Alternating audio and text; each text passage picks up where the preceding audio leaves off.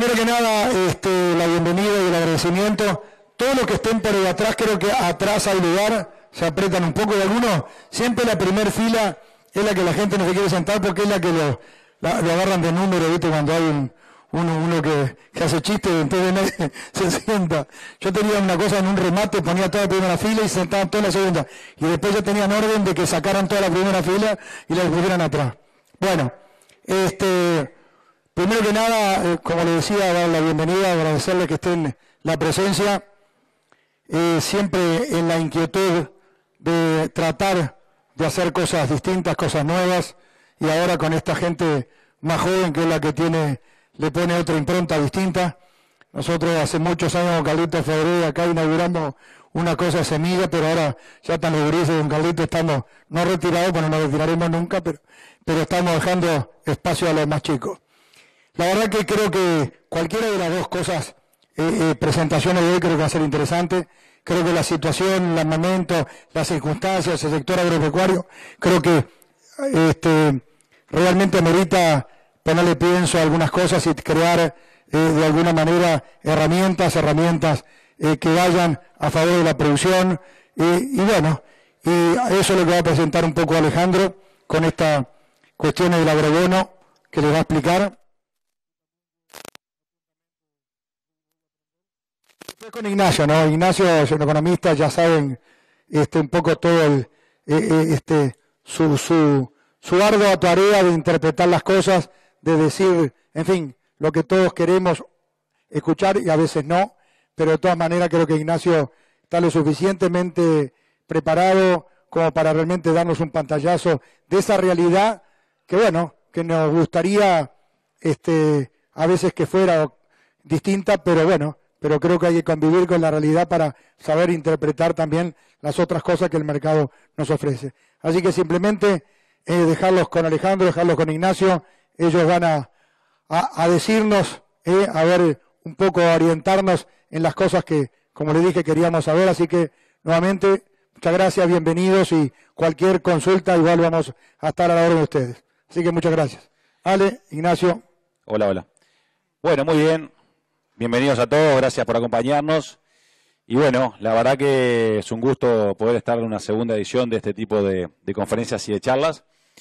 En esta ocasión, aprovechando la presencia de Ignacio, de Nacho Muncho, con esta presentación, que seguramente fue la que vinieron a ver la gran mayoría de los que están acá, vamos a ofrecer o contar o mostrar una idea de la cual venimos trabajando hace bastante tiempo, hace poco más de un año y algo, que a partir de unas ideas que han surgido, a partir de una línea de servicios nueva, podríamos decirlo, que es la parte de gestión, que Zambrano y compañía se embarcó hace cosa de un año y algo. Y bueno, también a partir de una coyuntura y de una situación distinta, ¿no? Porque creo que sin ninguna duda la situación o la foto del Uruguay productor de alimentos, como somos sin ninguna duda por excelencia, ha sido y es distinta a lo que de repente era hace algunos años atrás. Por eso surge esta idea, en un contexto distinto, ni mejor ni peor, distinto, que después obviamente Nacho les estará contando. Y bueno, y también surge a partir de una cantidad de cosas que han pasado. Cuando estábamos armando un poco esta presentación para mostrarles, decíamos por qué no surgió, por qué no pasó o por qué no se nos dio esta idea antes. Y hace unos años atrás, o hace varios años atrás, una empresa que se ha dedicado a la parte de servicios hace varias décadas. Y bueno, la verdad que no surgió antes porque creo que hemos ido avanzando en una cantidad de servicios y de cosas nuevas y esa famosa curva de aprendizaje que se denomina a cuando uno hace una experiencia en realidad en algo, nos llevó a estar recién ahora preparados como para ofrecer algo que nosotros creemos que es interesante y que ustedes definirán después si es así o no, y que creo que redondearemos a partir de la presentación que va a hacer Nacho al final de todo. Miren que no tenemos nada arreglado con Nacho, recién nos coordinamos, le dijimos cómo íbamos a hacer, yo voy primero, vos después, fue lo único que acordamos, así que no hay nada arreglado. Si después lo que Nacho dice no nos ayuda en el negocio, veremos cómo arreglamos el pago al final de su presentación. Pero bueno, vamos a un poquito a ver a contarles qué es los agrobonos. Los agrobonos, primero que nada, les quiero decir que los agrobonos es un título o el nombre artístico a una idea, a un negocio. Lo único que vamos a hacer hoy acá nosotros es presentarles una idea de un negocio.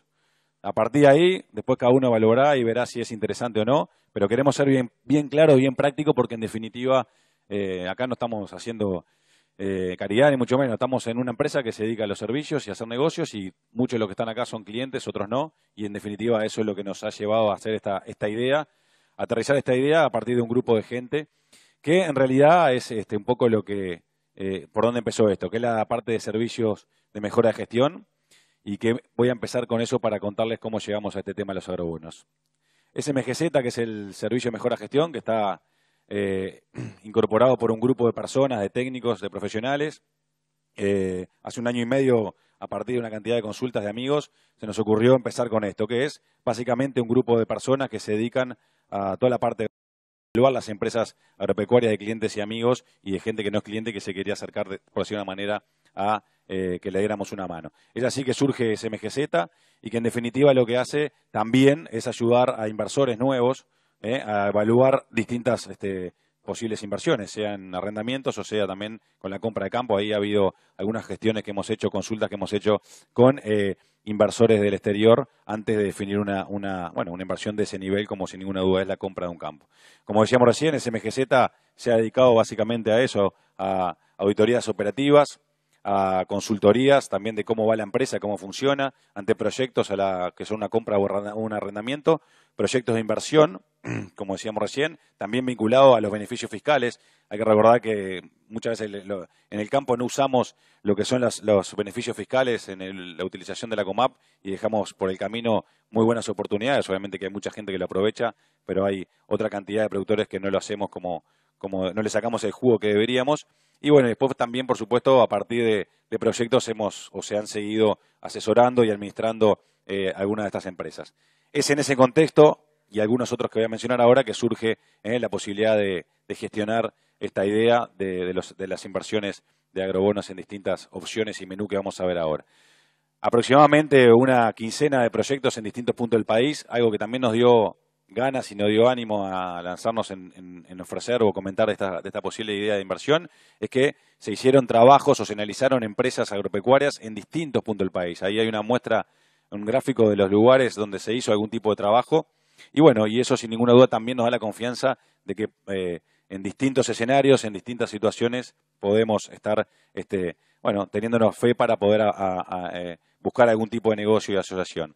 Como decíamos recién, estos son algunas de las trabajos que se hicieron en algo más de 1 año, si no me equivoco, que llevamos trabajando junto con el equipo de SMGZ, que es como decíamos recién, y bueno, y en definitiva también es un poco el preámbulo a lo que nos llevó a esta idea de los agrobonos, ¿no? Que es la parte que en definitiva nos trae a esta presentación y a contarles un poco de qué se trata este negocio. Un agrobono que le vamos a ofrecer o que le vamos a comentar tiene 2 partes, o 4 o más, pero en definitiva una parte bien diferenciada, que son los bonos ganaderos, algo sobre lo cual vamos a mostrar antecedentes, a mostrar algo que ya pasó, negocios que ya se hicieron y ya se cerraron, que nos da la posibilidad de analizar mejor el negocio, y el bono agrícola, que es algo más novedoso y que bueno, se enmarca en la experiencia de la gente que trabaja en SMGZ, pero que por ahí no hay tanto camino recorrido, por decir una manera, en cuanto a un negocio específico. Y en la parte de bono ganadero, 2 opciones o 2 alternativas, que son sin ninguna duda la parte de bono ganadero de invernada o cría o recría, y la posibilidad de incorporarnos en algún negocio de cría, que es algo de más largo plazo, ¿no? Pero bueno, ahora yendo bien a esta idea del bono ganadero y contarles y mostrarles un poco de qué se trata o de qué se ha tratado.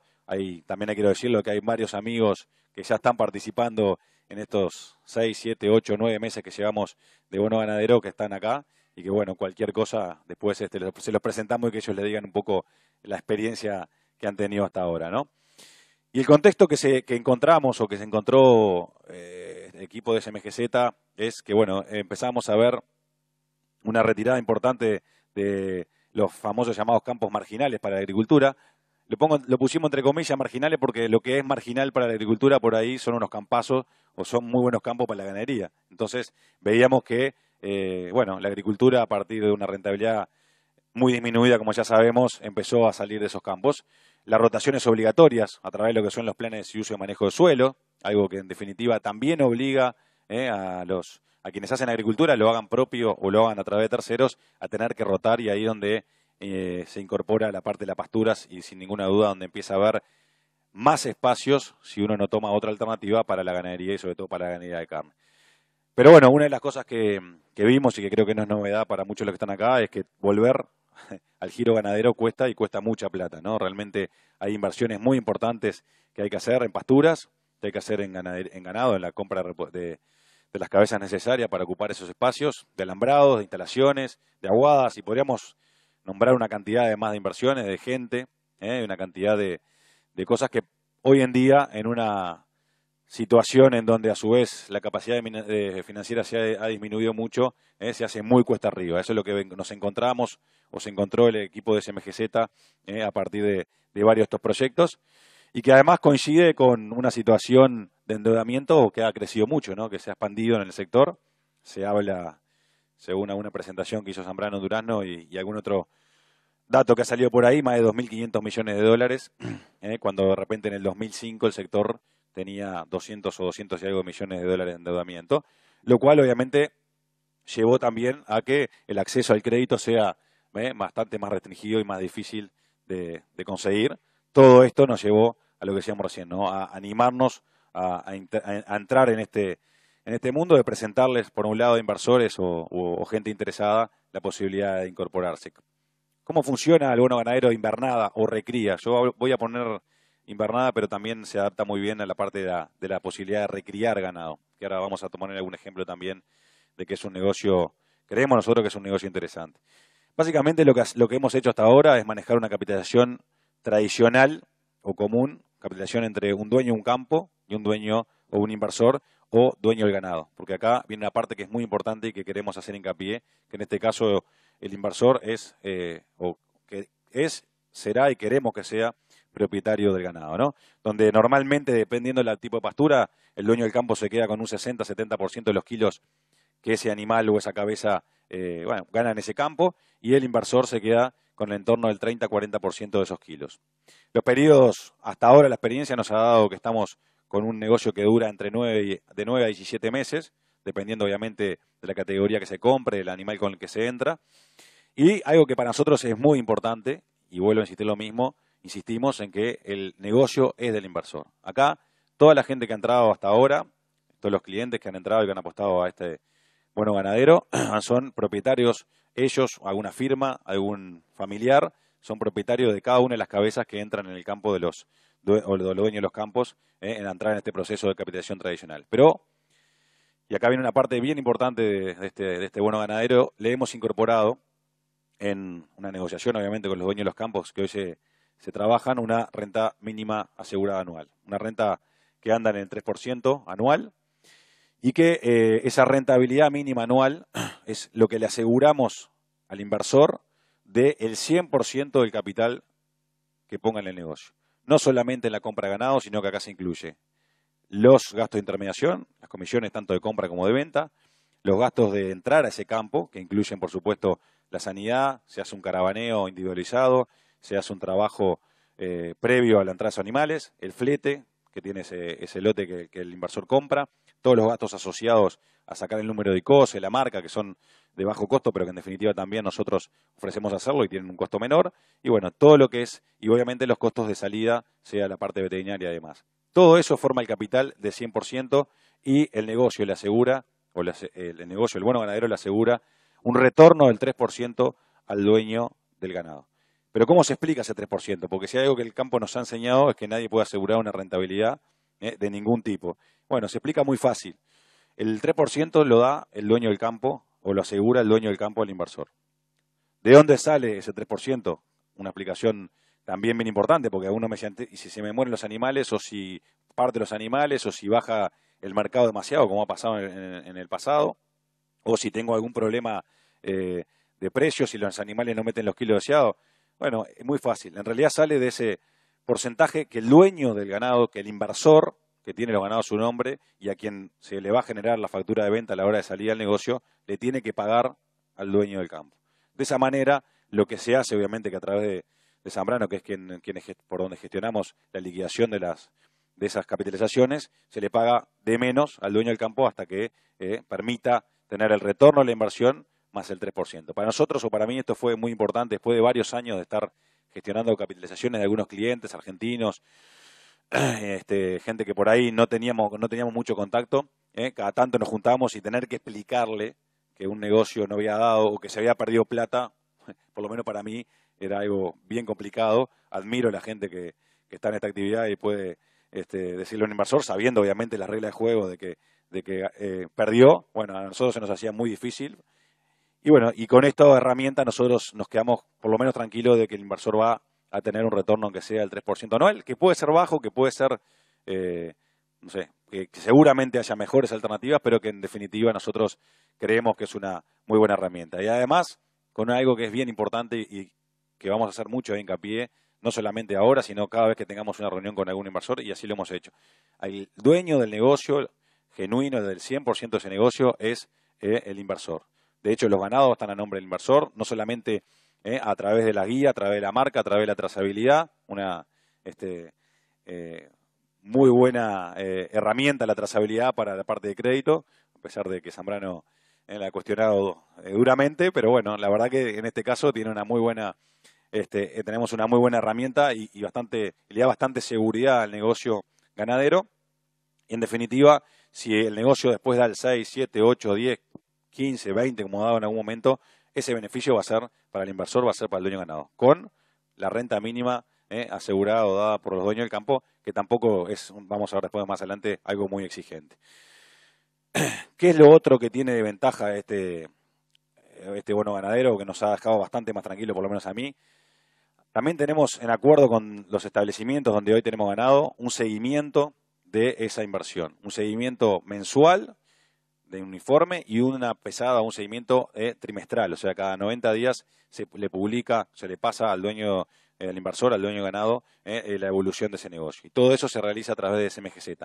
No le carga, que es otra cosa que también aclaramos, ningún costo al inversor, a quien entra a un bono ganadero.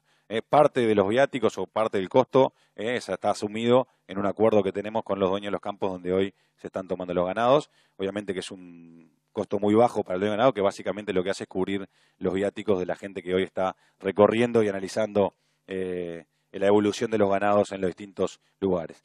También hacemos un contrato en donde participan tanto el dueño del campo, el inversor y nosotros, Zambrano y compañía, como garantes o como árbitros eventualmente de que las cosas se hagan de acuerdo a ese contrato, algo que nos ha funcionado muy bien. Hemos hecho un contrato bastante sencillo, pero que creemos que se puede mejorar y vamos a intentar mejorar, aunque tenemos muchísima confianza en los dueños de los campos y en la gente que ha invertido, y las relaciones hasta ahora han sido realmente muy buenas. Pero además, Zambrano y compañía se encarga de toda la parte, como decíamos recién, asociada al negocio, es decir, sacarle el DICOSE, hacerle el portal al inversor, donde van a tener obviamente los ganados en su trazabilidad, sacarle la marca, individualizando al que no tenga. Obviamente acá hay clientes que ya tienen DICOSE, ya tienen una firma vinculada a la explotación agropecuaria y han utilizado ese número, pero hay muchos que no. También la parte de la logística en cuanto a las cargas, en cuanto a la operativa de cargas cuando termina el negocio, la salida, a la parte del despacho veterinario, todo eso lo hemos hecho y lo hacemos con mucho gusto, tanto en Zambrano como a través de SMGZ. También la parte de caravanea y sanidad de ingreso, algo que nosotros hacemos mucho hincapié. Dentro de los costos asociados de ingreso se le carga una sanidad, un paquete sanitario que se paga por una única vez. Después la gestión pasa a ser pura y exclusivamente por parte de manejo del dueño del campo, con el seguimiento y esas visitas de Zambrano de SMGZ. La liquidación, una vez que sale la venta, si bien la liquidación sale, obviamente, como tiene que ser a nombre del dueño del campo, nosotros le liquidamos lo que le corresponde al dueño del campo, o sea, la venta sale a nombre del dueño del ganado, pero el dueño del campo tiene que recibir, se liquida el neto, obviamente, de lo que recibe el dueño del campo a través de una liquidacióncita interna que hacemos, y después toda la parte de liquidación y pago de impuestos. Y acá, uno de los temas que hemos visto que es interesante es que la gran mayoría de los inversores entran en el rango de de tributación en la parte ganadera por IMEA ficto. Entonces, acá cuando se embarca un ganado, se vende un ganado frigorífico, las retenciones se hacen de hecho en los frigoríficos y es parte del costo que se le asume, obviamente, y que en definitiva lo deja a resguardo de que se cumpla en toda la parte de tributaria. Y además nosotros, cuando liquidamos la capitalización o con el dueño del campo, nos encargamos también de pagarle, si obviamente el cliente quiere, el 1% municipal a partir de recibir la guía de esa venta o de ese negocio. Le hemos agregado, a partir de conversaciones que hemos tenido con algún estudio amigo que está presente, también la posibilidad de incorporar en el gasto inicial un fee muy bajito para la parte de asesoría.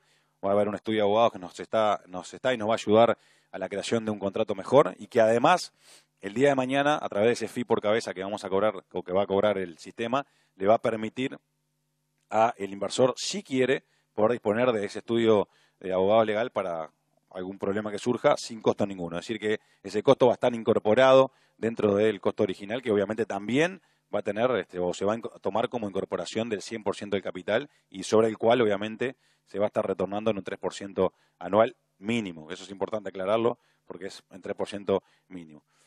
Y también incorporamos a partir de las últimas semanas, últimos meses, la posibilidad, y lo vamos a incorporar en los contratos, de tener una cláusula de rescate, es decir, poder salir ante el negocio a costo cero para el inversor.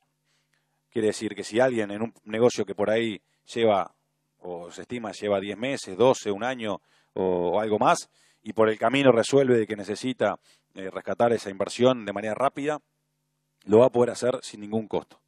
A partir, obviamente, de la incorporación de otros inversores que ya tenemos hablado y que sabemos que se van a interesar en entrar a ese mismo negocio ya funcionando a partir del ingreso de un nuevo inversor. Esto nosotros le buscamos la fórmula porque realmente creemos, y se ha insistido mucho, que la ganadería es muy líquida. Es cierto, es muy líquida, como hay también otras posibilidades de inversión. Hay mucha gente acá que lo entiende, en papeles, en donde uno también puede salir relativamente rápido.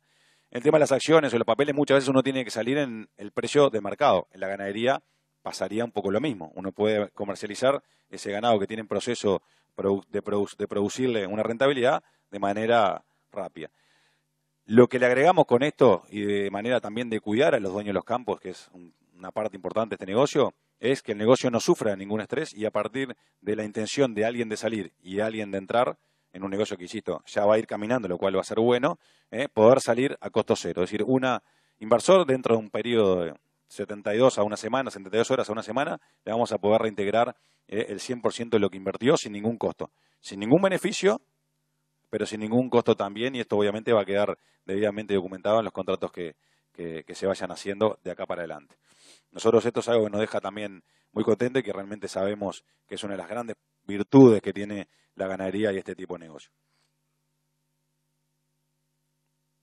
¿De qué rentabilidad ya estamos hablando? Algo que nos preguntaban cada vez que conversaba con algún amigo y nos encontramos con algún periodista, con algún colega. Y bueno, la verdad que la ganadería sabemos que es más segura, de rento más bajo, pero la experiencia nos ha dado que negocios bien hechos, negocios bien claros y sobre todo entrando y saliendo en momentos adecuados, dan entre un 6 y un 8%. Vamos a ver ejemplos de estos últimos meses que a pesar de tener un momento bastante chato de valores, han permitido a partir de algunas ventajas rentabilidades mejores. Es así que le quisimos incorporar también, para los clientes que quieran, una alternativa a lo que es el bono ganadero, y es el bono ganadero con rentabilidad mejorada. Otra de las cosas que encontramos en algunos estudios que hizo SMGZ fue que obviamente además de las necesidades financieras, necesidades en pasturas, algo que Zambrano va a estar apoyando directamente a los dueños de los campos y lo estamos haciendo, y de la necesidad de ganados para esa producción, encontramos que hay necesidades a veces para el capital de giro, para el trabajo del día a día. Es por eso que hemos hecho algún negocio, y la verdad que ha funcionado muy bien, donde le podemos incorporar al bono ganadero la posibilidad de que una parte del capital o de la inversión vaya para el giro del dueño del campo. Nosotros lo estamos acotando hasta un 20%, y le voy a explicar por qué, y a una tasa del entorno del 1 mensual, que son las tasas de préstamo más o menos que hay hoy en día en el sector agropecuario. ¿Qué permite esto para el dueño del ganado, para el inversor? Y bueno, básicamente le mejora, estimamos nosotros, entre 1 y 2 puntos la rentabilidad esperada. Es decir, que si le da entre un 6 y un 7, seguramente el retorno de de esa inversión cuando se cierre el negocio va a estar saliendo muy cerca del 8,5 o 9%. Si les da el 3%, es decir, si el negocio no llega al 3%, que se va a estar devolviendo el 3% de la inversión, seguramente estemos hablando de un 4, un 4,5%. ¿Ah? Y de vuelta, ¿de dónde se explica y por qué lo acotamos al 20% máximo de la inversión? Es decir, si alguien invierte en un total 100, lo único que va a poder, o lo vamos a hacer por contrato, aportar es a un 20%, un 20 sería 120, y bueno, se explica lo mismo. Sale también de lo que el dueño del ganado, el inversor, le va a pagar al dueño del campo una vez cerremos, si cierra el negocio, obviamente que a través nuestro y con un contrato bien claro y bien sencillo en este tema. Esto, la verdad que lo hemos incorporado porque hay gente que por ahí la rentabilidad le parece poco, quiere tomar algo más de riesgo, y en definitiva creemos que no hay por qué cerrarse en un producto que en definitiva, vamos a ver más adelante, estamos trabajando para que sea moldeado a las necesidades de distintas opciones. Y acá ponemos también algo que no es menor y que nosotros a veces lo damos por hecho en la actividad nuestra, en la empresa de servicios como es Zambrano y Compañía, y es que también le da ciertas certezas al dueño, al inversor. Nosotros avalamos en la parte ganadera el 100% de los negocios. Es decir, si alguien hace un negocio a través nuestro, vende un ganado, como la mayoría, cerca del 80-90% de los negocios, ya sean venta frigorífico, venta reposición, venta por pantalla, son a plazo, nosotros avalamos el 100% de los negocios. Muy a pesar de Zambrano, es una de las servicios que la empresa da, y que de hecho lo hacemos, no vemos nada malo en promocionarlo, y que en definitiva también le va a dar al dueño del ganado, del inversor, ciertas certezas. No solamente va a tener el negocio avalado, o sea, esa venta cuando salga del mismo, sino que además va a poder, si quiere, va a poder adelantar esa venta. Quiere decir que si alguien vende, por ejemplo, un ganado a plazo y cierra un negocio, se liquida los impuestos, se liquida la parte del dueño del campo, y si el inversor quiere, porque no quiere esperar al término de la operación, va a poder adelantar esa venta también. Algo que de hecho se hace en la empresa y que sin ninguna duda también es un diferencial en la estructura de la empresa y que en definitiva queremos también trasladar a este negocio que nosotros por lo menos entendemos interesante. Y ahora vamos un poquito a lo que muchos quieren ver, que es qué es lo que ha pasado en estos 6, 7 u 8 meses más o menos que llevamos, ¿no?, de actividades de este tipo. Bueno, esto es una gráfica de algunos clientes, insisto que algunos están acá, otros no, otros nos están siguiendo por internet también, a través de Zambrano y a través de Charrúa, que también nos está acompañando. Y bueno, estos son algunos ejemplos de negocios realizados, donde tienen las iniciales del inversor, donde tenemos qué tipo de negocio, van a ver que hay una cantidad variada de inversores, de categorías de ganado. La verdad que eso es algo que está bueno también y que creemos que es importante hacer hincapié en el negocio. No nos podemos cerrar una categoría, no nos podemos cerrar a un negocio determinado, porque la ganadería o la agropecuaria necesita diversidad, dependiendo, cada campo es un mundo, y en algún caso al negocio que no llegó al 3%, ese es un negocio puntual de un cliente que dio 1,48, lo tengo bien presente, el dueño del campo tuvo que hacer, complementar el saldo a partir de que el dueño del inversor el inversor le pagó menos para que llegara a ese 3%. Son números bien claros, capaz que se exceden un poquito del 6 o 8% que elegimos, es cierto, pero la verdad que son los negocios que tenemos cerrados en este último periodo, y entonces la verdad que no podíamos presentar otros.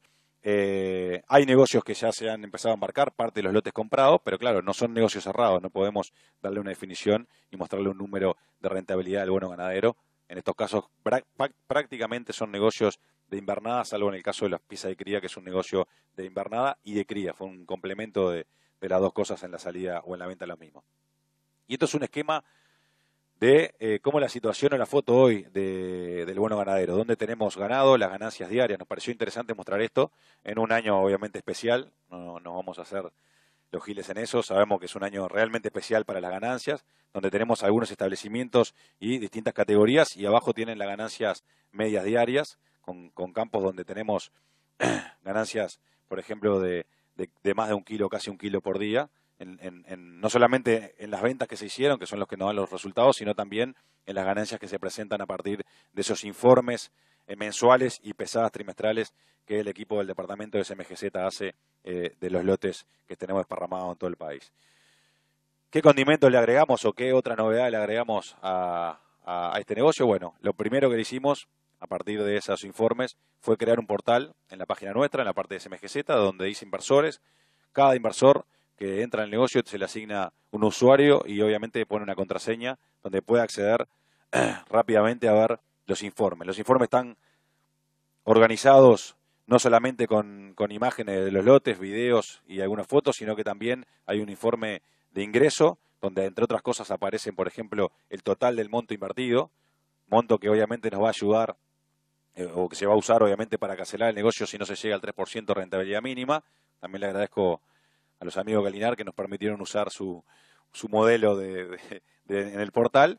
Y bueno, y realmente tienen una cantidad de información. También están publicados o se van publicando las liquidaciones de venta. Es decir, hay una copia que se guarda de cada una de las ventas. Quiere decir que le queda toda la información al inversor resguardada en un portal que tiene una clave y que obviamente cada uno la maneja a su gusto. Además de que con cada informe, el que hace el mismo se lo manda por mail a la base que tenemos nosotros acá en Zambrano. Eso es un ejemplo también de un informe tipo en donde pesamos, donde se pesan todos los animales identificados por caravanas, y a partir de que ha empezado a haber algo más de información, le hemos incorporado también dentro de ese portal una evolución de ganancia de peso. Quiere decir que un inversor en definitiva puede ir viendo, como hacen los bancos, como hacen en las empresas de inversiones, cómo va evolucionando su negocio, ¿no?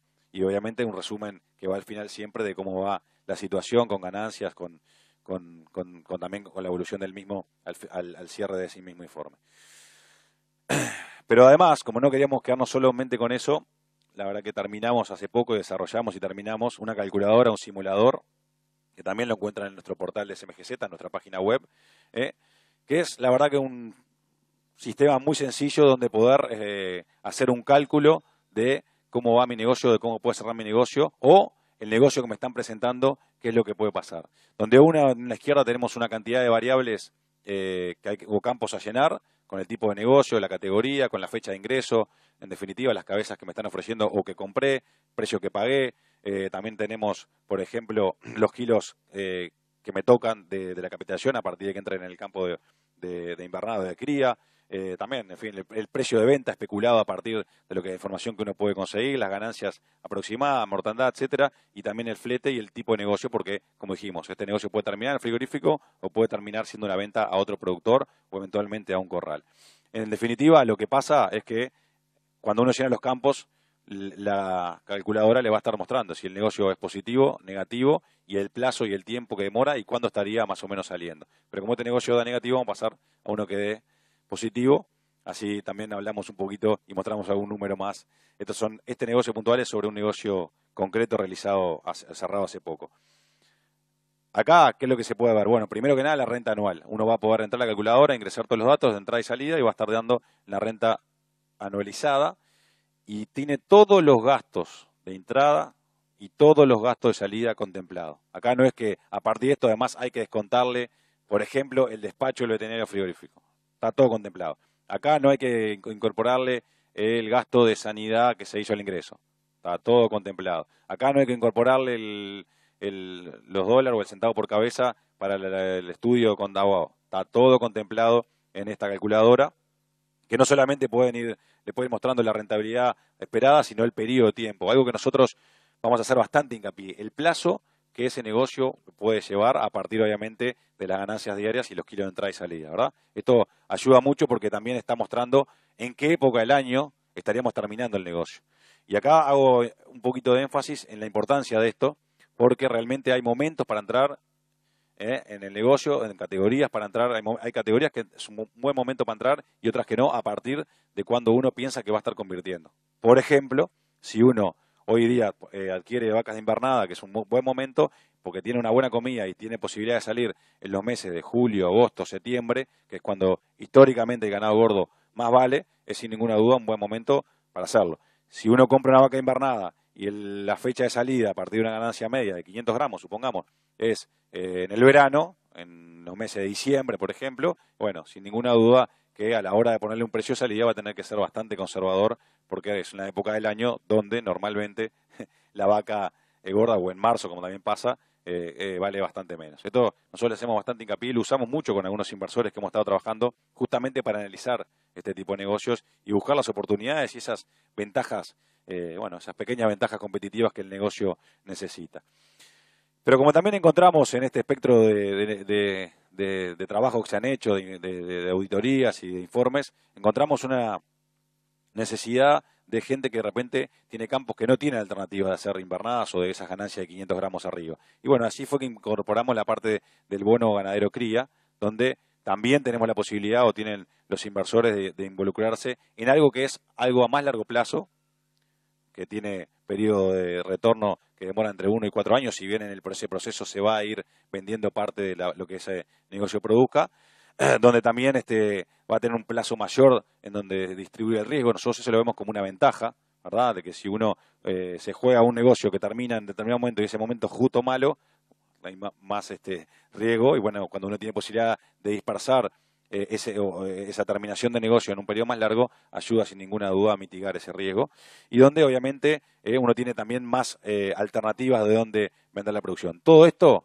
el bono ganadero cría, en el mismo régimen, es decir, la posibilidad de invertir algo y de tener por lo menos, explicado en lo que uno le va a tener que pagar al dueño del campo, una salida de un 3% anual como renta mínima asegurada. Acá les muestro una pequeña gráfica de algunos ejercicios y algunos negocios que hemos hecho, que ha hecho el departamento de SMGZ, donde incorporamos algunos negocios de vaquillonas, parantores, vacas preñadas y también pesa de cría. La verdad que acá nos sorprendió gratamente para la gente que está vinculada a la cría con el retorno de la misma, pero realmente, sobre todo en las vacas preñadas, adquirir vacas preñadas tienen una muy buena salida a la hora de embarcarlas, o sea, mejora muchísimo el negocio.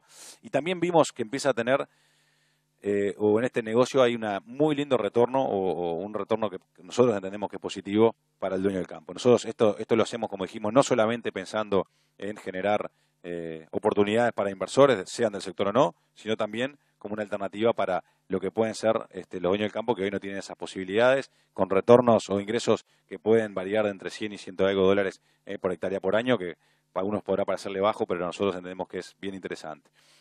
Y cuando hablaba hoy de esas oportunidades o esas pequeñas ventajas competitivas que tenemos o que tiene la empresa o que nosotros estamos confiados que tenemos, veíamos, por ejemplo, a la hora de entrar, la cantidad de gente que hoy nos acompaña, muchos de ellos, que tenemos desparramados a lo largo del país. Hoy Zambrano está entre colaboradores, agentes, con unas 20 agencias desparramadas del país. Esas 20 agencias que nos generan que muchas veces aparezcan negocios, oportunidades en zonas donde están cerca de los campos. Eso nosotros lo tomamos como algo muy valioso en este negocio del bono ganadero. Es muy importante lo que pase a la hora de la compra o al momento de entrar con ese negocio, donde además sabemos la posibilidad de buscar el mejor momento para entrar y sobre todo utilizar herramientas que nosotros usamos mucho y donde se ofrece mucho ganado, como son las compras por pantalla por Plaza Rural, que dicho sea de paso, miércoles y jueves tenemos un lindo remate, más de 18.000 reses, pasamos el chivo por las dudas, donde tenemos el portal de oferta GZ, algo que también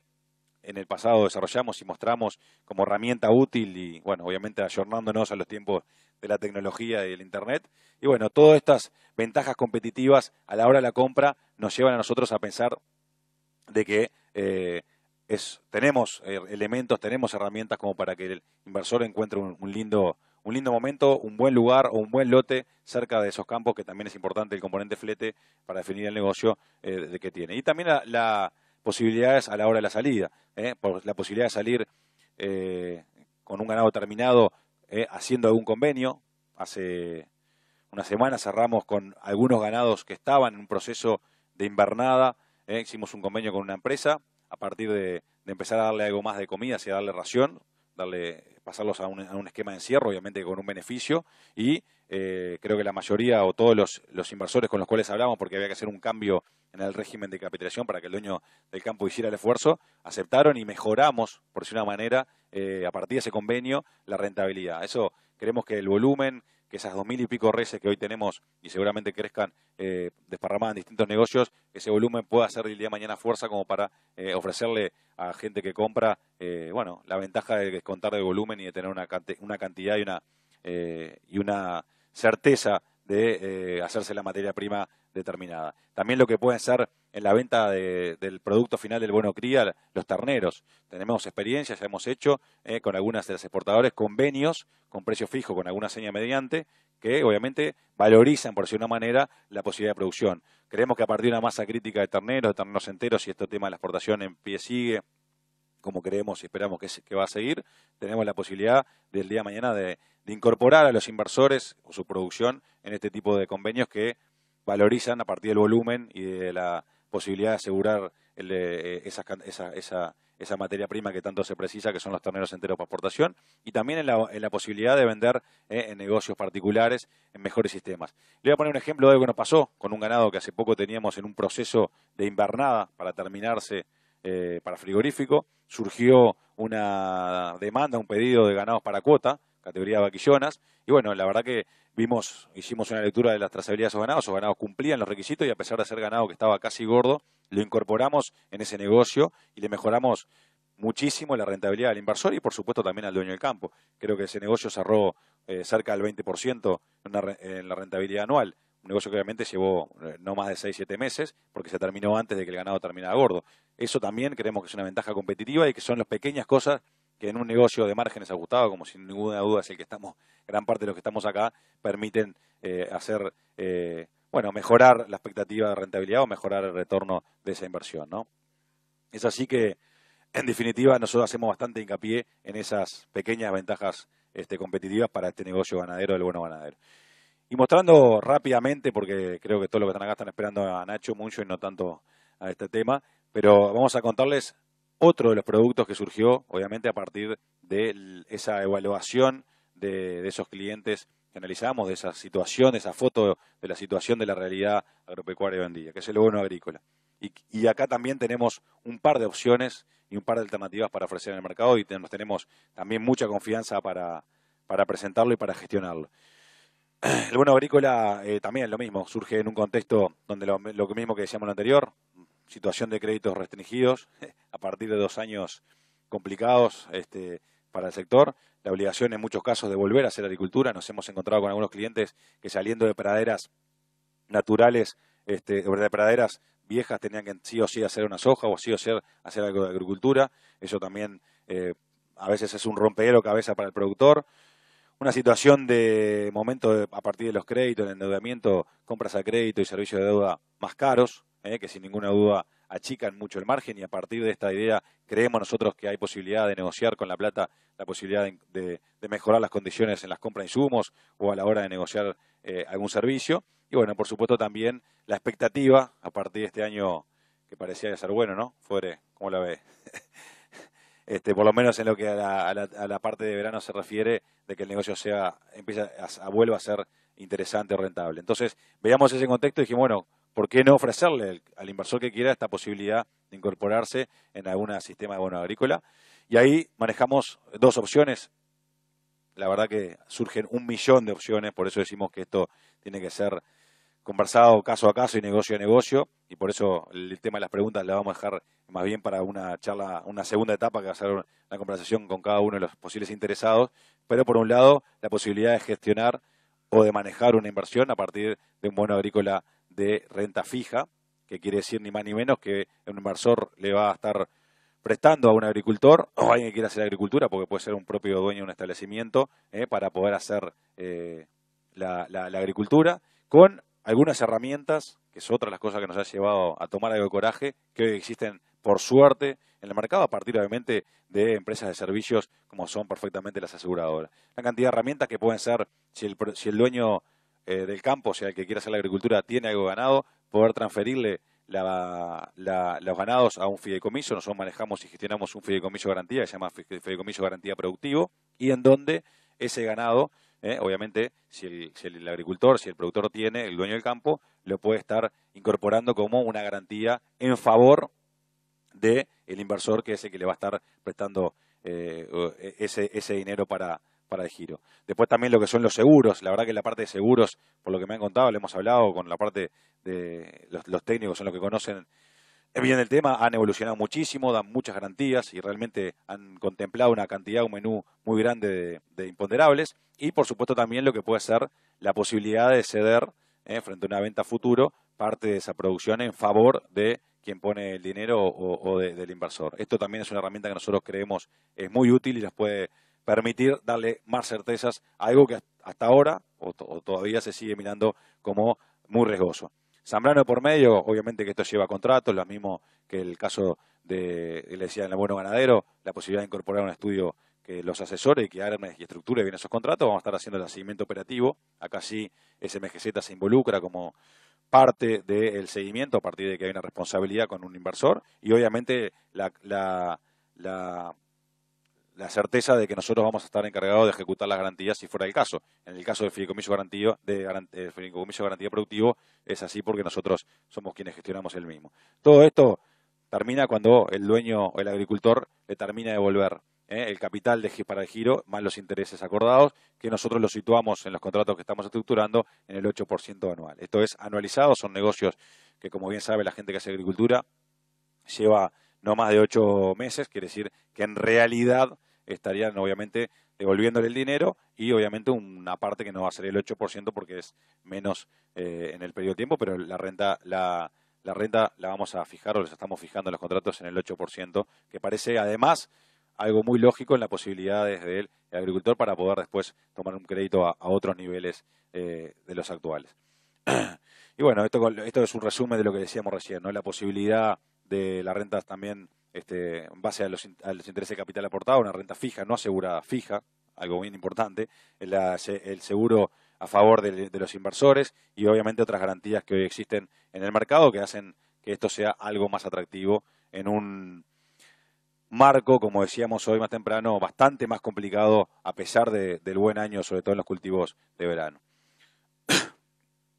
Y bueno, y después también, hoy para ir cerrando la parte del bono agrícola y esta presentación, la posibilidad de incorporarse en un negocio de renta variable. Obviamente de mucho más riesgo, pero que también, a partir de hacer números que están confirmados y recontra confirmados con algunos de los contadores que trabajan en SMGZ, cada una de las partes hace un aporte de capital, el dueño del campo, el aporte de la tierra y la gestión de esa agricultura.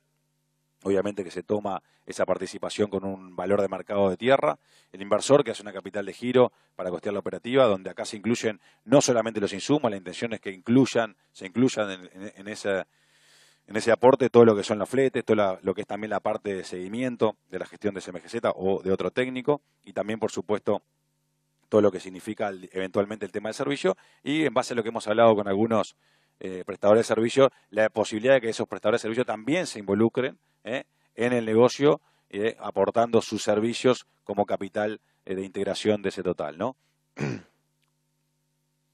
Esta relación a valores de hoy, insisto que son también números que se han intentado ajustar al momento actual, genera más o menos esa referencia, ¿no? Que el inversor está aportando en una estructura de costo de hacer una soja unos $312, el dueño del campo en el entorno de los $189 por hectárea y el contratista unos $147 por hectárea, llevando el costo total, que algunos acá le dirán que cuesta un poquito menos, un poquito más, de que cuesta hacer una soja hoy en día son en el entorno de los $648 por hectárea. Obviamente que esto tiene, insistimos, incluido todos los costos en la parte de insumos, nos referimos a los fletes, tanto de entrada como de salida, porque a la hora de ponerle el precio, ponemos el precio neto y no le descontamos el flete para analizar este negocio. Quiere decir que en la integración del capital, cada parte queda con esos porcentajes en el resultado del negocio. El inversor le va a tocar un 48% de lo que salga, el contratista un 23% y el dueño del campo está quedando aproximadamente un 29% en esta integración, que insistimos, obviamente hay que ajustarlo una vez que se empiece a estructurar el negocio, pero ya tenemos algunas ideas para seguir avanzando en el mismo, y que en la relación de precios actuales y tomando una soja de 2.200 kilos para ser conservadores, sabemos que este año va a ser mucho mejor, pero quisimos ser un poquito más conservadores y tomar algo más cerca de los históricos, un precio del grano, creo que estaba un poquito más, pero en el entorno de los $325, está generando un ingreso bruto de $715 en una duración del negocio de vuelta de 8 meses, que es lo que lleva el negocio de la soja. Y ahí tenemos dólar más o dólar menos, la expectativa de retorno anualizada, obviamente, para las tres partes, porque insistimos que esto también lo hacemos pensando en los clientes, y clientes que tenemos que hacen agricultura hace mucho tiempo, pero que han estado abiertos a incorporarse en este tipo de operativas, en donde se diluyen los riesgos, en donde se comparten un poco los riesgos, no necesariamente uno toma el riesgo solo. También nos han preguntado, pero ¿de qué niveles de inversión estamos hablando en este tipo de negocios? Y la verdad que nos hemos encontrado que hay posibilidades para pequeños establecimientos que por ahí tienen menores posibilidades, el hacer algo de agricultura, en esa vuelta, por decirlo de una manera, de praderas viejas, la necesidad de hacer agricultura, y a veces estamos hablando de que gente que tiene que hacer 30, 40, 50 hectáreas puede incorporar un inversor que con 10, 15, 20 mil dólares se está pudiendo apostar a jugar y esperar una renta mejor, obviamente, en un negocio que, como dijimos, es de riesgo mayor, pero que tiene, obviamente, algunos herramientas, algunos elementos como son los seguros, como son las coberturas de precio, como son, en fin, el seguimiento a partir de técnicos capacitados, de darle algo más de estabilidad en cuanto al riesgo y obviamente la posibilidad de asegurar lo que son los precios marcados futuros, disminución del mismo. Los seguros y garantías obviamente también se le pasan una cuota aparte en favor del inversor, eso está contemplado y que se puede hacer.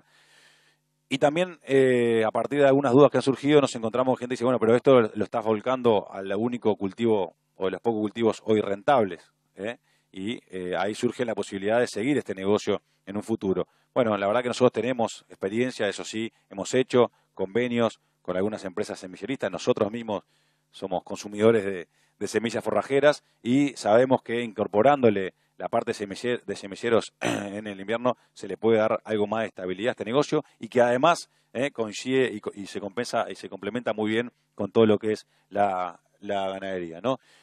Y también otra de las ventajas que este sistema tiene es que el inversor puede decir, bueno, yo me tocan tantos kilos, puedo vender X cantidad de kilos asegurando el precio y vendo mi parte de esos kilos, está contemplado también en las herramientas que se usan hoy en día. Así que esto es lo que complementa o lo que cierra la parte de los bonos ganaderos, donde como dijimos recién e insistimos, nosotros creemos que hay, además de esto, y lo hemos hablado con algunas empresas amigas que se dedican hace un tiempo, que por suerte están por ahí, Gutiérrez y Segal, que se han dedicado hace mucho tiempo, complementa muy bien lo que significaría la agricultura con la ganadería, algo que siempre hemos dicho y que genera esas sinergias positivas a partir de sistemas de producción más intensivos. Y bueno, y ahí también hay margen como para que el inversor pueda complementar en las dos cosas. Y bueno, y sin ninguna duda es donde podemos empezar a trabajar en tipos de inversiones a medida, que es lo que creo que en definitiva este tema de los agrobonos tiene. Nosotros estamos convencidos de que esto es una buena propuesta de negocios, por eso la hacemos, por eso la presentamos, como nos caracteriza, la empresa se ha dedicado a hacer las cosas intentando siempre darle ciertas seguridades y tomando la responsabilidad, como por ejemplo lo hacemos en los remates. Creemos que es una muy buena herramienta como para que el capital y la producción se integren o se junten. La empresa en sus formas, de hecho lo hacemos prácticamente en todo lo que hacemos. Nosotros somos una empresa que nos hemos dedicado a juntar el capital con la producción o a juntar la oferta con la demanda. No hay más que mirar lo que significa un remate, donde juntamos un vendedor con un comprador haciendo un negocio, donde en los negocios inmobiliarios, en los negocios de lana, en los negocios ganaderos, en los negocios de insumos, es lo que gestionamos todos los días y entendemos que en este tipo de negocios hay posibilidades para hacer algo. Pero hacer las cosas de manera genuina, por eso lo pusimos también en la presentación, donde el negocio es del inversor, ya sea en la parte ganadera, con los ganados a nombre del inversor, con una renta que se explica. Me preguntaban o me decían de que hay opciones o alternativas distintas y de rentabilidades aseguradas más altas. Lo que estamos en el negocio sabemos que en la agropecuaria, en el sector productivo, es imposible asegurar rentabilidades. Si un negocio da 100, no se puede repartir 110. Y bueno, por eso queremos hacer algo que sea genuino y que le sirva a las dos partes, porque creemos que también este tipo de inversiones le pueden dar una mano muy grande al sector primario, a la producción y a los clientes que son también los dueños y los tenedores de los campos. Esa es nuestra propuesta, es un poquito lo que queríamos contarles. Hay obviamente debe haber 1 millón de preguntas para hacer, una cantidad de consultas para hacer, pero lo último que les voy a decir es que estamos en la previa a esta presentación y bueno, alguna de la gente con la que trabajamos decía, che, te vas a preparar y vas a estudiar.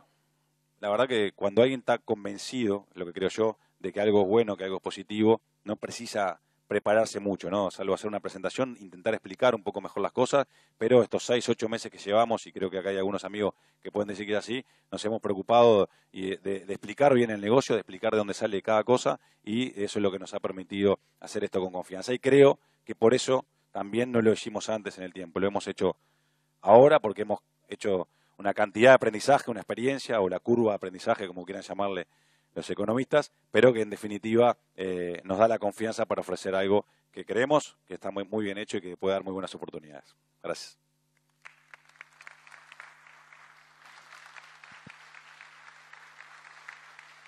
Bueno, Muchas gracias, Alejandro. Muchas gracias, Gerardo, por la invitación para estar aquí.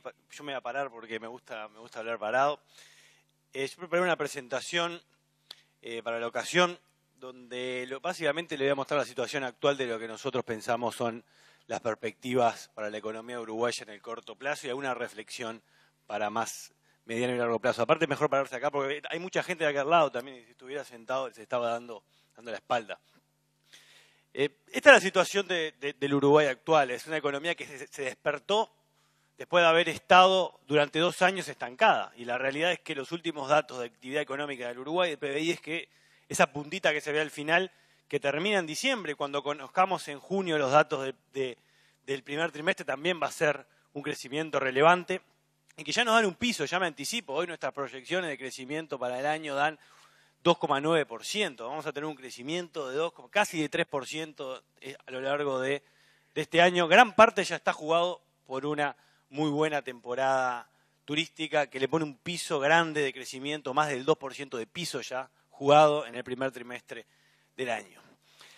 La realidad es que esta situación ha cambiado algo el humor de la población. Uno puede ver un indicador que a mí me gusta mostrar como relevante, que cambia la expectativa de la gente, la venta de autos. Es decir, la gente puede cambiar el auto, puede comprar el 0 kilómetro, está más feliz. Después de haber caído un 20%, hoy tenemos casi que una recuperación a pleno de los niveles previos al estancamiento en la venta de autos. Si uno mira el mercado de trabajo, se encuentra que la situación no es tan benevolente, porque después de haber tenido muchos años de un desempleo de en torno al 6,5%, hoy tenemos un nuevo equilibrio, digamos yo, estable en torno al 8% de desempleo, que si bien parece poco, mucho, no sé, estamos hablando de 23.000 nuevos personas desempleadas con respecto a lo que estábamos acostumbrados a tener unos años atrás. Otro indicador que quiero mostrar así como introducción es las importaciones de bienes intermedios, los que las empresas compran en el exterior para producir. Indicador de avance relevante, porque si se compran más insumos la producción va a crecer en el futuro. Acá se ve una recuperación mucho más tenue que lo que se ve en el consumo, y esto te empieza a abrir algunas luces amarillas del potencial de esta recuperación, porque tenemos que la recuperación en materia de insumos productivos, excluyendo petróleo, lo que se compra afuera, tiene una leve recuperación por ahora. Ahora, el indicador que a mí me gusta poner aquí, que genera una cierta paradoja, es, a pesar de esta recuperación de la economía, la confianza del consumidor, este indicador que calcula todos los meses Equipo Consultores, sigue adentro de una zona de pesimismo, y en los últimos 3 indicadores se fue hundiendo un poco más todavía. Entonces aquí tenemos esta situación que no termina de cerrar y a veces le confunde a mucha gente. Esto me pasa cuando viene gente del exterior a preguntar.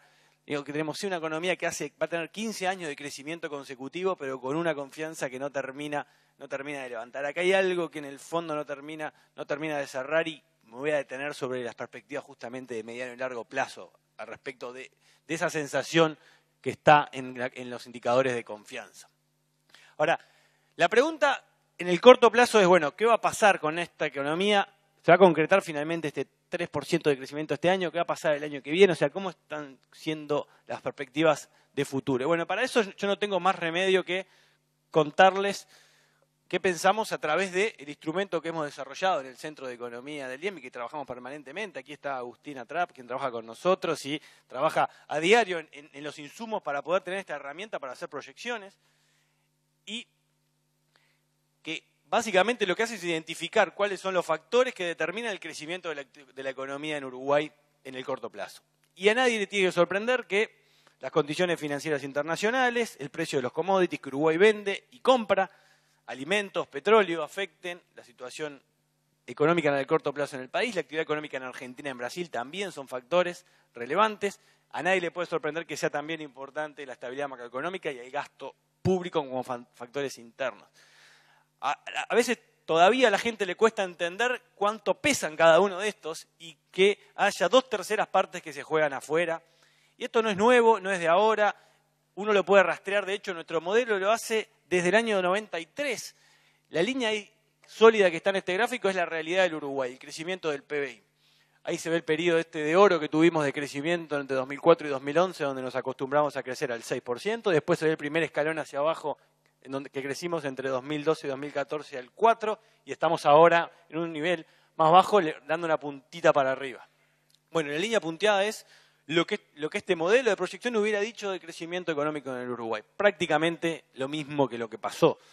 En otras palabras, si yo me paraba en el 93 y miraba lo que pasó durante todos estos años con estos 5 factores, 3 de los cuales son externos y 2 son internos, pero que pesan mucho más los externos, básicamente tenía la posibilidad de reproducir casi a la perfección lo que pasa en el Uruguay.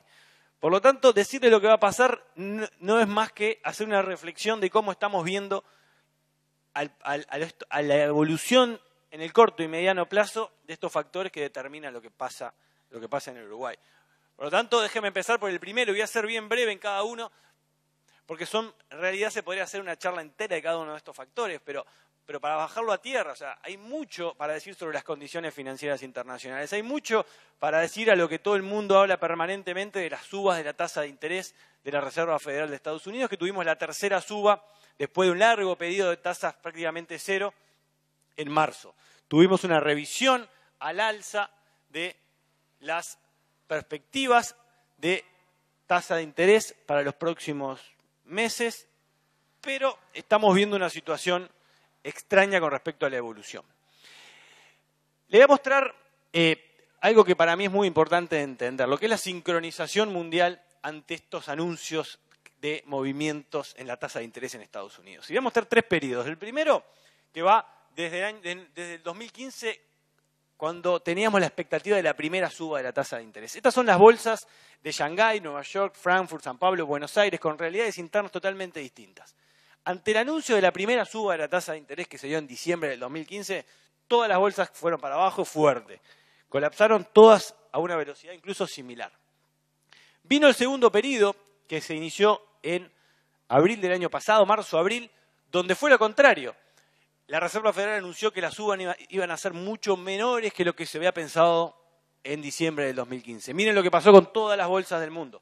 Todas se fueron para arriba de vuelta. Realidades totalmente distintas en Buenos Aires, con una elección, con un gobierno recién electo, con un impeachment en Brasil de Dilma, en Shanghái con más de lo mismo, y Alemania, Estados Unidos, todos lugares totalmente distintos, pero van con el mismo patrón a la luz de los cambios en la Reserva Federal. Y lo que estamos teniendo ahora, que son las últimas 2 subas, también tiene un movimiento muy similar, con mejoras. La segunda suba se dio a fines del año pasado, la tercera se dio en marzo de este año. Las bolsas en todos lados se van para arriba, sincronizadas por estos movimientos financieros internacionales. Con las monedas pasa lo mismo, los mismos periodos. Ante la primera suba tuvimos en Uruguay que el dólar subió, ¿se acuerdan? Llegó hasta 33 en el pico, marzo del año pasado. Vino el anuncio de menores subas, el dólar en Uruguay bajó de 33 a casi 28 a fin de año, ahora niveles similares a los actuales. Pasó lo mismo en todos lados. Todos los que proyectábamos de dólares más altos, nos equivocamos, también se equivocaron en Perú, en Argentina, en Brasil, en Malasia, en Rusia.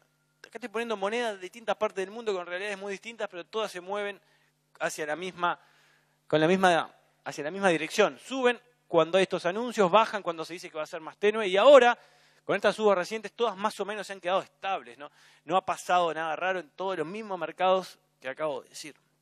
Por lo tanto, sorprende la sincronización que hay, pero hay que entenderlo porque esto muestra que estos factores que tanto nos afectan muchas veces están fuera del alcance de lo que se pueda hacer o no hacer a nivel interno. Obviamente se pueden tomar medidas paliativas, pero la ola, cuando llega, se lleva puesto a todos, básicamente. Es un poco el mensaje.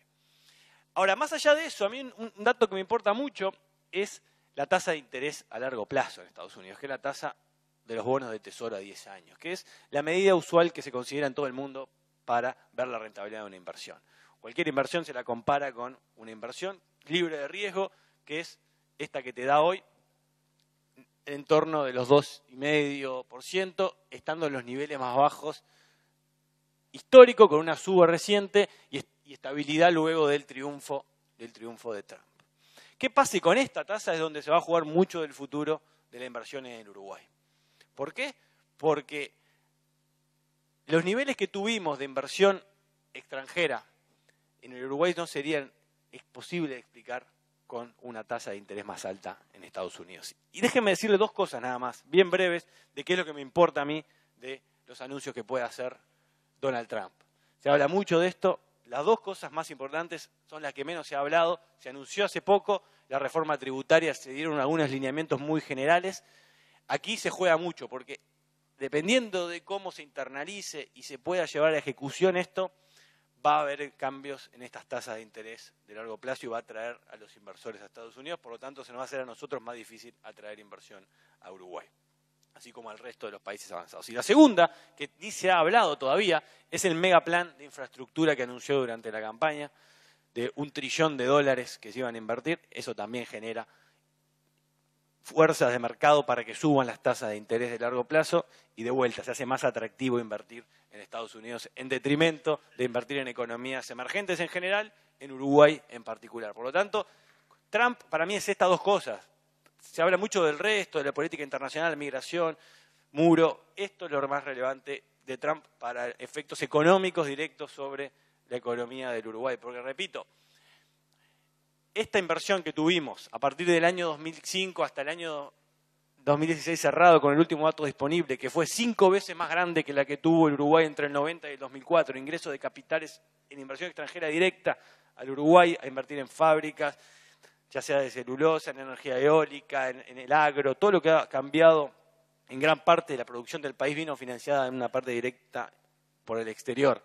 Hubiera sido impensable tener este monto enorme de capitales del exterior si no hubiéramos tenido tasas bajísimas en Estados Unidos y a nivel internacional que básicamente hacían que no hubiera otra alternativa más que invertir en economías emergentes. Y esta figura es muy parecida en Chile, en Perú, en Colombia, en economías asiáticas que fueron más o menos ordenadas durante este mismo periodo. Entonces, el primer mensaje a tener en cuenta es que cuidado con la suba de la tasa de largo plazo.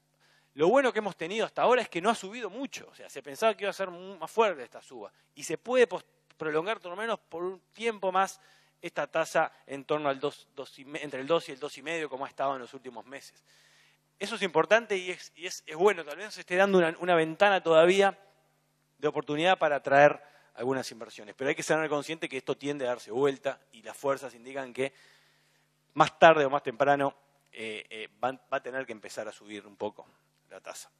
Por lo tanto, en materia de condiciones financieras internacionales hay mucha incertidumbre y donde se juega el partido, que no depende de nosotros, ni hoy nadie tiene la bola de cristal a nivel mundial, porque esto afecta realmente el panorama financiero mundial, es en esta tasa a 10 años, por lo tanto, es la que les recomiendo mirar permanentemente a ver qué pasa, porque eso es el termómetro de las condiciones financieras internacionales y nos pega directo. En la materia de precios de commodities hemos tenido, bueno, si uno mira los 4 rubros que se juega la mitad de las exportaciones del Uruguay, carne, celulosa, soja y lácteos, el 50% de las exportaciones del país, bueno, si uno mira con respecto a lo que era un año a esta parte, en todos los casos ha habido una mejora, dependiendo qué tipo de carne se mire, qué tipo de soja, en qué mercado. O sea, no voy a entrar en esa discusión. Acá simplemente agarro un indicador a nivel global y veo que en todos ha habido una mejora relevante a un año a esta parte, menos en la celulosa que juega en otra liga, está totalmente estable, pero con respecto a un año atrás la situación es bastante mejor en materia de precio de commodities uruguayos, digamos. Ahora, ¿esto va a seguir mejorando o se va a mantener en niveles estables? Es muy difícil saberlo. Todo indica que no va a seguir mejorando mucho más, que más que nada se va a estabilizar, pero bueno, eso es realmente complejo poder decirlo al día de hoy. Hay otro precio que también nos importa, porque Uruguay es de los países del mundo que más petróleo compra, relativo a su tamaño. O sea, Uruguay está teniendo, y por suerte, se espera que siga por un tiempo más, la posibilidad de comprar petróleo baratísimo. Y eso para Uruguay es un ingreso enorme, que el gobierno ha decidido usarlo para un fin. Esa es otra discusión. Lo que no se puede desconocer es la ventaja de haber tenido esta oportunidad, que ya tiene 2 años, y que si el mercado de petróleo sigue estando en las condiciones que está, y esto es muy difícil que cambie, en un régimen de competencia donde Estados Unidos tiene hoy la posibilidad de brindar petróleo alternativo a todo el mundo, por la cantidad inimaginable pocos años atrás que tiene de petróleo, hace que es difícil que podamos pensar en un precio de vuelta alto del petróleo y esta realidad de precios en torno a los 50 pueda seguir varios años más. Eso es muy bueno y también nos pone en un escenario optimista en materia de precios. Entonces, en resumen, en precios, lo que vendemos ha mejorado un poco, no se espera que empeore, por lo menos. Lo que compramos ha bajado mucho y se espera que siga. Por lo tanto, positivo y empujando a esta mejora que estamos viendo para este año de la actividad económica. ¿Qué pasa en la región, en Brasil y en Argentina? Bueno, de vuelta, podría hablar muchísimo de cada uno de estos países, voy a ser bien rápido. La región es importante, ¿por qué? Porque lo primero que hay que decir es por qué cada vez, si bien en materia de exportaciones directas cada vez nos importa menos Argentina y Brasil, son hoy menos del 20% del total de las exportaciones. China es bastante más que Brasil y Argentina sumados, lo que hoy significa como mercado para el Uruguay. Hay otros canales que son relevantes, y ese es el turismo. Hoy el turismo como rubro es más grande. Estos datos están cerrados cuando se conozca el dato del año actual, que tuvo la mejor temporada turística de muchos tiempos. Va a ser el principal rubro de exportación el turismo para el Uruguay. El principal rubro de ingresos de divisas es el turismo. Y el 75% de los que ingresan al país son argentinos. Por lo tanto, el canal turismo es muy relevante para el Uruguay y nos está dando una mano este año. El sistema financiero cada vez depende menos de los argentinos, eso ya lo sabemos, y es un canal que genera menos dependencia con la región, pero un canal que muchas veces la gente no lo tiene presente, la inversión extranjera depende mucho de la región. Casi el 40% de la inversión extranjera en Uruguay es de argentinos o de brasileños. Por lo tanto, por ese canal también, que la región esté bien, que Brasil y Argentina esté bien, nos favorece. En definitiva, hay distintos canales por los cuales entra, más allá del canal tradicional que uno piense. En Brasil, la situación es de una mejora relevante a nivel de riesgo país, de la percepción de la economía brasileña, mejoró muchísimo con respecto al año pasado, a pesar de que las situaciones, por ejemplo, la situación fiscal no ha mejorado mucho, se mantiene con un déficit muy fuerte, es verdad que la inflación sí se metió de lleno en el rango del Banco Central, en parte por las mismas razones que acá, porque tenemos que el dólar ha caído en valor en Brasil también, eso contribuyó a que la inflación entre en el margen. En Brasil tenemos una situación compleja con este señor que sabe que no es popular, tiene una popularidad menor al 10% y sabe que tiene una responsabilidad enorme, que es llevar a cabo las reformas que el país necesita. Y las está haciendo. Por ejemplo, aprobó un techo de crecimiento del gasto público por 20 años. No puede crecer nada en términos reales. Algo difícil de creer y de imaginar que pueda pasar, pero está aprobado. Es una reforma constitucional. Y ahora tiene que aprobar algo incluso más difícil, que es la reforma de pensiones, que en Brasil no hay edad mínima para jubilarse. La gente se jubila en promedio de los 55 años y tiene una quiebra total y absoluta del sistema de pensiones, que es previo a lo que en Uruguay hicimos en el año 94. O sea, es un sistema único que no existe capitalización individual. Ese es el desafío que tiene y está en esa lucha. El problema que tiene es que la está llevando esa lucha en una situación de cuerda floja, porque si no es un día es el otro, aparece algún ministro, alguna persona cercana a su entorno involucrada con los problemas de corrupción. Por lo tanto, en Brasil la situación es esa, es una recuperación. Hoy las proyecciones hablan de un crecimiento de 0,5 para este año en Brasil, después de 2 caídas muy fuertes de la actividad económica, mejores perspectivas para el año que viene, con mucha incertidumbre igual, pero de todas formas, si uno compara con lo que nos habíamos acostumbrado a tener en los últimos 2 años, los vientos soplan un poco mejor de Brasil y eso nos favorece. En Argentina la situación es compleja. Tenemos un presidente que a nivel internacional, por ejemplo, con el Financial Times, es visto como con reformas que generan esperanza y expectativas para que se empiecen a materializar cambios importantes en Argentina, porque van en la línea que la comunidad financiera internacional aprueba, pero si uno mira la confianza del consumidor se encuentra que no deja de ser un electrocardiograma en Argentina. Estaba en un pico acá arriba cuando asumió Macri. Hoy está ya bastante por debajo del promedio histórico y no logra generar en la gente esta ola de reformas que quiere plantear y no termina de ser internalizada por las personas que sienten en su bolsillo que no puede comprar lo mismo que compraban antes. Esa es la realidad que ve uno cuando habla en la calle en Buenos Aires. Entonces la situación es muy compleja en ese sentido. Argentina también no logra mejorar su situación fiscal ni de inflación. Hace un año atrás las expectativas que tenía el actual gobierno era de tener una reducción mucho más fuerte del déficit fiscal, sigue en torno al 6%, y una inflación muy menor. Hoy sigue estando en el 32% la inflación, y eso muerde permanentemente el poder de compra de los trabajadores en Argentina y genera también esta baja confianza que les acabo de mostrar.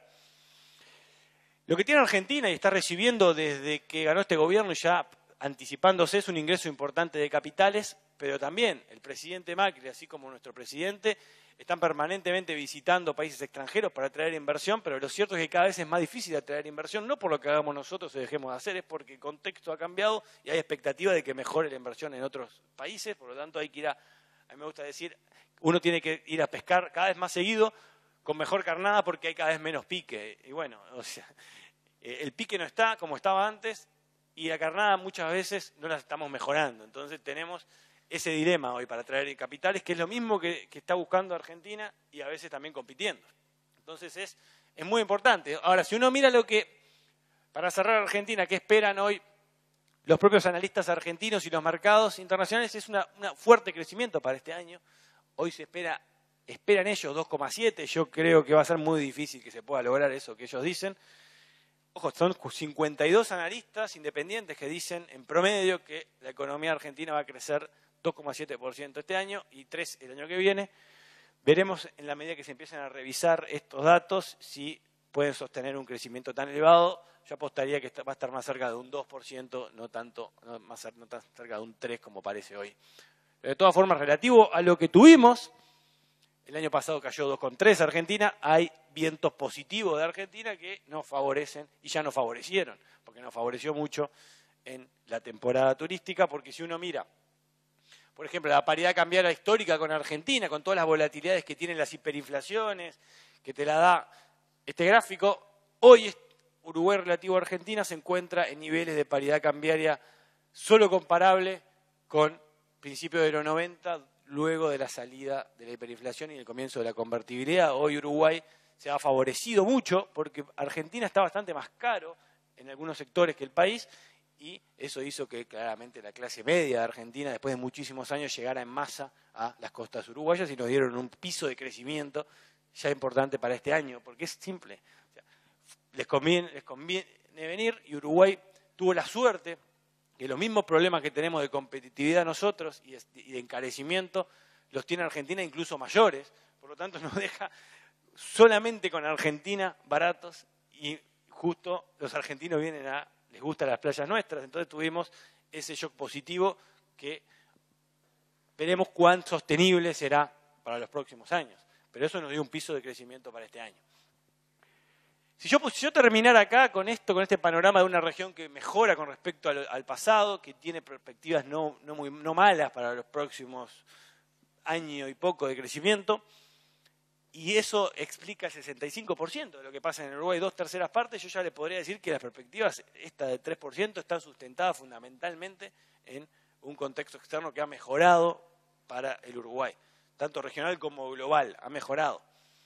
A eso uno tiene que ponerle el sustento interno, porque es verdad, o sea, el contexto externo es muy importante en Uruguay porque nunca tuvimos, desde los 90, desde que este modelo que se acaba de mostrar lo usamos, cambios radicales en el contexto interno. No tuvimos, como Argentina, un default fuerte de la deuda, no tuvimos un dólar paralelo, blue, como tuvo Argentina. O sea, en el contexto interno acompaña, en algún sentido, lo que pasa afuera. Y por eso es menos relevante, porque Uruguay históricamente ha mantenido en materia macroeconómica en los últimos 20 años determinados equilibrios.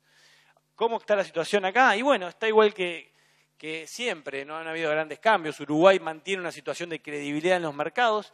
El riesgo de Uruguay se parece mucho más a Perú que a Brasil y Argentina todavía, con niveles muy bajos. Uruguay paga por acceder al financiamiento externo menos de 2% por encima de Estados Unidos. Uruguay logra acceder al financiamiento en los mercados pagando solo 2 puntos porcentuales por año más que Estados Unidos en emisiones de más de 20 años. O sea, los mercados le están dando la confianza a Uruguay. Y no es que los mercados sean tontos, simplemente este indicador es no lo que piensa una persona, sino lo que piensan todos los analistas que están operando en los mercados y vendiendo y comprando bonos uruguayos. ¿Qué hacen? ¿Por qué hacen esto? ¿Por qué le dan esa valoración a Uruguay? Y porque es la realidad. Uruguay, en materia financiera, está sólido, está bien. ¿Y qué es en materia financiera? Es que Uruguay tiene mucha liquidez. El Banco Central tiene muchas reservas, 12.500 millones de dólares guardadas de reserva. Es verdad que no todas estas reservas son de disponibilidad del Banco Central. Hay muchas que son de los bancos, depósitos del sistema financiero en el BCU. 5.600 millones de dólares.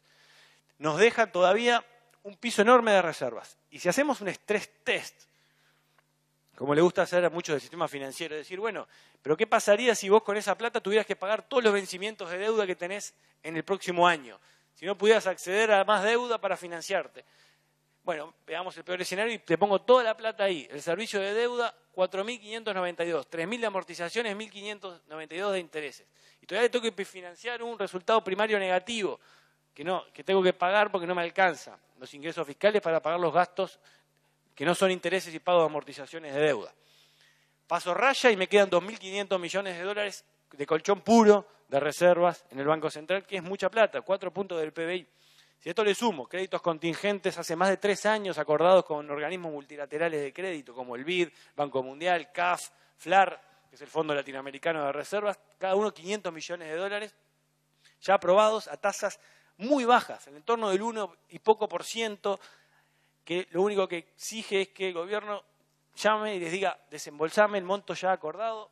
¿Cuándo? Bueno, en el caso de que no se pueda acceder de forma libre en los mercados a buenas tasas de interés, algo que no ha pasado y probablemente no pase en este año, porque a fin del año pasado, cuando el gobierno emitió deuda, lo logró hacer a un 5% de interés a instrumentos de largo plazo, 5% nada más.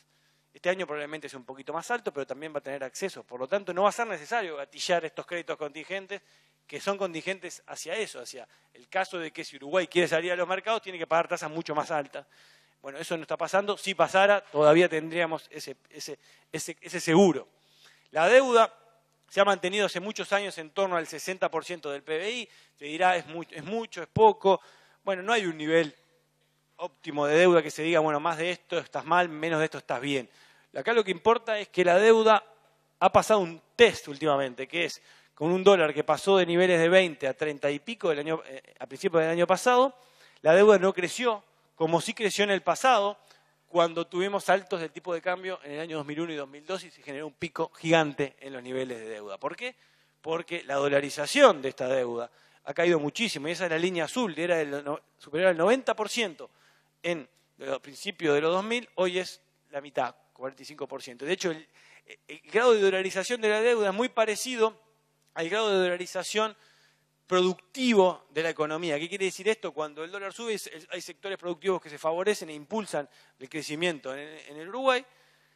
Bueno, la proporción que está en estos sectores transables es similar a la parte de la deuda que está en dólares, por lo tanto, hace que cuando sube la deuda, también sube los ingresos y el ratio deuda sobre PBI no cambia mucho y eso es muy importante.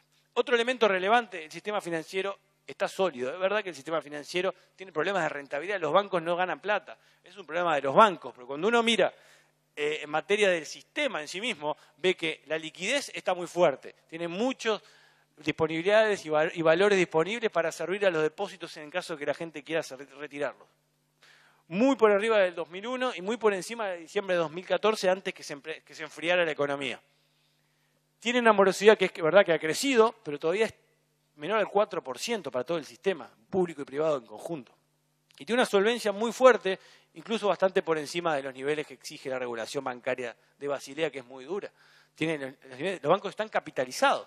En otras palabras, el sistema financiero está sólido. Por lo tanto, esto explica en parte esto que decía, que haya una percepción a nivel internacional de que Uruguay financieramente está muy bien.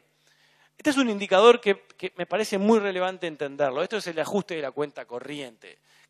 Uruguay ha tenido en los últimos años un tremendo ajuste de la cuenta corriente. El último dato que salió es casi que equilibrio en cuenta corriente. Quiere decir que la economía está gastando básicamente lo que produce. No se está endeudando o financiando con ingresos del exterior. Cuando una economía procesa un ajuste tan fuerte de 2.500 millones para Uruguay de la cuenta corriente, generalmente es un apretón tan fuerte del cinturón que genera coletazos relevantes en distintos sectores y dependiendo las vulnerabilidades que tenga puede generar crisis o no. Miren lo que pasó en el pasado. Miren la crisis entre 2001 y 2002, hubo un cierre muy similar de la cuenta corriente de la de ahora y la economía colapsó con una crisis financiera. En el 82, lo mismo. Fue incluso bastante más fuerte, pero colapso total y absoluto de la economía asociado con la crisis financiera. Bueno, es muy bueno tener ahora haber procesado un ajuste de magnitudes similares a los ajustes del pasado, del cinturón, sin haber tenido sobresaltos mayores a nivel financiero. Sí, estamos peor, sí, hay varios sectores que están muy resentidos, pero no se puede comparar con situaciones del pasado. Entonces, esto es positivo, hay que saberlo y hay que decirlo, porque esto es un logro del país. Ahora, cuando uno mira otros indicadores, como por ejemplo la inflación, ve que el gobierno ha logrado meterla dentro del objetivo, dentro del rango meta del Banco Central y va a estar por algunos días, pero claro, jugando un partido que es fácil jugar por ahora, que es cuando el dólar cae, en Uruguay la inflación se ve tremendamente forzada hacia la baja. Este gráfico muestra con claridad que si uno separa en transables y no transables todos los bienes que están en la canasta del IPC, lo que se consume en el Uruguay, ve que la inflación de aquellos bienes que responden al dólar es 3,9% nada más. Y la inflación de los bienes que no responden al dólar es arriba de 9% todavía. ¿El partido se va a jugar cuándo? Y bueno, es verdad, tenemos una inflación de 6,5%, pero se compone por un 60% de los bienes que tiene una inflación de 9 y un 40% de los bienes que tiene una inflación menor al 4%. Cuando esto empieza a levantar, que ya está empezando levemente a levantar porque el dólar dejó de caer, la historia va a ser distinta y el gobierno va a tener que actuar sobre esta inflación que es bastante más difícil de afectar, que viene asociado con las rigideces que tiene el mercado interno uruguayo. Ahora, ¿qué va a pasar con el dólar? Porque uno para decir qué va a pasar con la inflación tiene que decir qué va a pasar con el dólar. Yo les mostré acá nuestra proyección de inflación que decimos que no va a cerrar, lamentablemente, dentro del objetivo y va a quedar en 7,8%. Pero claro, siempre y cuando se cumpla nuestra proyección del dólar, que nuestra proyección del dólar habla de un dólar a fin de año de 29,8. Se ve una cierta suba tenue que dejaría a fin de año el valor del dólar en torno a 29,8. Esto lo estamos revisando permanentemente en el centro. ¿Por qué? Bueno, porque depende mucho, como le mostré. O sea, cuando todo el mundo va para abajo, todas las monedas van para abajo. Cuando va para arriba, Así que uno puede hacer las proyecciones que quiera, pero tienen que ser permanentemente revisadas por factores que son difíciles de anticipar. Porque si fuera fácil, se podría hacer plata muy, muy fácilmente. Ahora, yo ahora últimamente me he tomado una costumbre de cada vez que muestro la proyección del dólar, enseguida muestro esta foto que es junto con mi amigo Nubel Cisneros, y cuando los economistas mostramos la proyección del dólar nos sentimos muy identificados con los meteorólogos, así que economistas y meteorólogos un solo corazón, así que cuando vean que el dólar no se pareció mucho al 29,8, acuérdense de Nubel y no se acuerden de mí. Para cerrar el capítulo de qué otro factor está influenciando el crecimiento en Uruguay, está el gasto público. Fue muy importante el gasto público para impulsar el crecimiento en un momento donde los factores externos no eran tan buenos en Uruguay. Si uno mira la historia de los últimos años del gasto público, se encuentra que en marzo del 2006 había equilibrio fiscal. Todo lo que se gastaba era lo que entraba. Tuvimos un periodo fuerte de crecimiento del gasto público que vino de la mano de un crecimiento muy fuerte de los ingresos fiscales. 40% en términos reales aumentó la recaudación en Uruguay entre marzo del 2006 y marzo del 2012. Se gastó todo lo que entró, absolutamente todo, cada peso que entró se gastó extra. 40% de crecimiento de gasto, pero estabas en equilibrio. Se gastó todo, pero no más de todo. A partir de marzo del 2012, ¿qué pasó? Y bueno, el gasto siguió creciendo a la misma tasa, que es un 30% entre marzo del 2012 y fin del gobierno Mujica, cuando los ingresos fiscales crecieron la mitad.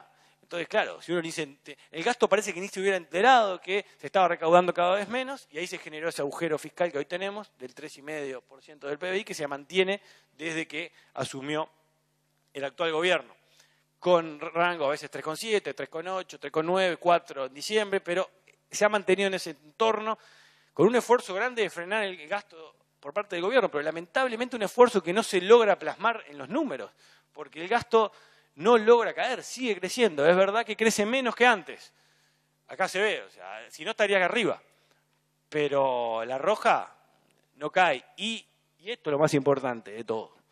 Esta línea roja que te mide el volumen de gasto público es hoy casi un 90% más grande que lo que era hace 10, 11 años atrás. En términos reales, más allá de la inflación, ¿no? 90% de crecimiento del gasto, cuando la economía creció 60%. ¿Qué es esto? Esto es una mochila de gasto del sector público sobre el sector privado que se hace cada vez más difícil de soportar. Y lamentablemente no se logra descolgar de acá arriba con las medidas que se están tomando, que implican, entre otras, generar a través de los combustibles, en los niveles actuales, un recurso importante de financiación de este gasto público. Y acá estoy comparando lo que era el gasto público cuando había equilibrio en marzo del 2006 y los niveles actuales. Acá están estos 4 puntos del PBI de diferencia, los niveles actuales con respecto a lo que era en el 2006, cómo se financia. Y se ve que en las empresas públicas acá hay casi un punto del PBI que está financiando ANCAP relativo a lo que era en el año 2006. Entonces, aquí quiere decir que el gobierno está destinando, para pagar tiene este diferencial de déficit y está destinando una parte importante de la recaudación de ANCAP para evitar que esto sea incluso mayor. Y ahí, déjenme mostrarles un número porque hace poco ANCAP presentó una ganancia de 15 millones de dólares. Muy festejada por parte de algunos miembros del gobierno. Yo solo quiero mostrar algunos números muy rápido porque ya estamos con poco tiempo, pero no lo puedo dejar de mostrar porque son contundentes. Y aparte lo voy a comparar con 2014. Colla, presidente, administración de ANCAP, Mujica, presidente del país. ANCAP perdió 325 millones de dólares. Ahora, tenemos que saberlo, y es muy simple. En el 2014 ANCAP tenía que pagar $100 por cada uno de los 17 millones de barriles de petróleo que compra para poder refinar en La Teja y compraba a 24 los dólares. Ahora, en 2016, ANCAP tuvo la bendición de poder comprar a 50 ese barril y pagar $1.30. Simplemente con estos números. En vez de comprar a 100, ahora compro a 50 y pago $1.30 en lugar de 24. Eso solo me da 550 millones de dólares de ganancia. Para empezar, sin hacer absolutamente nada, solo por comprar un petróleo a un precio distinto.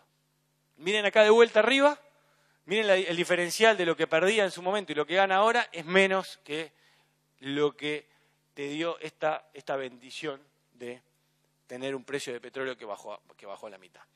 Pero hay más porque este número me gusta más todavía porque tiene una implicancia seria de política económica y de política pública.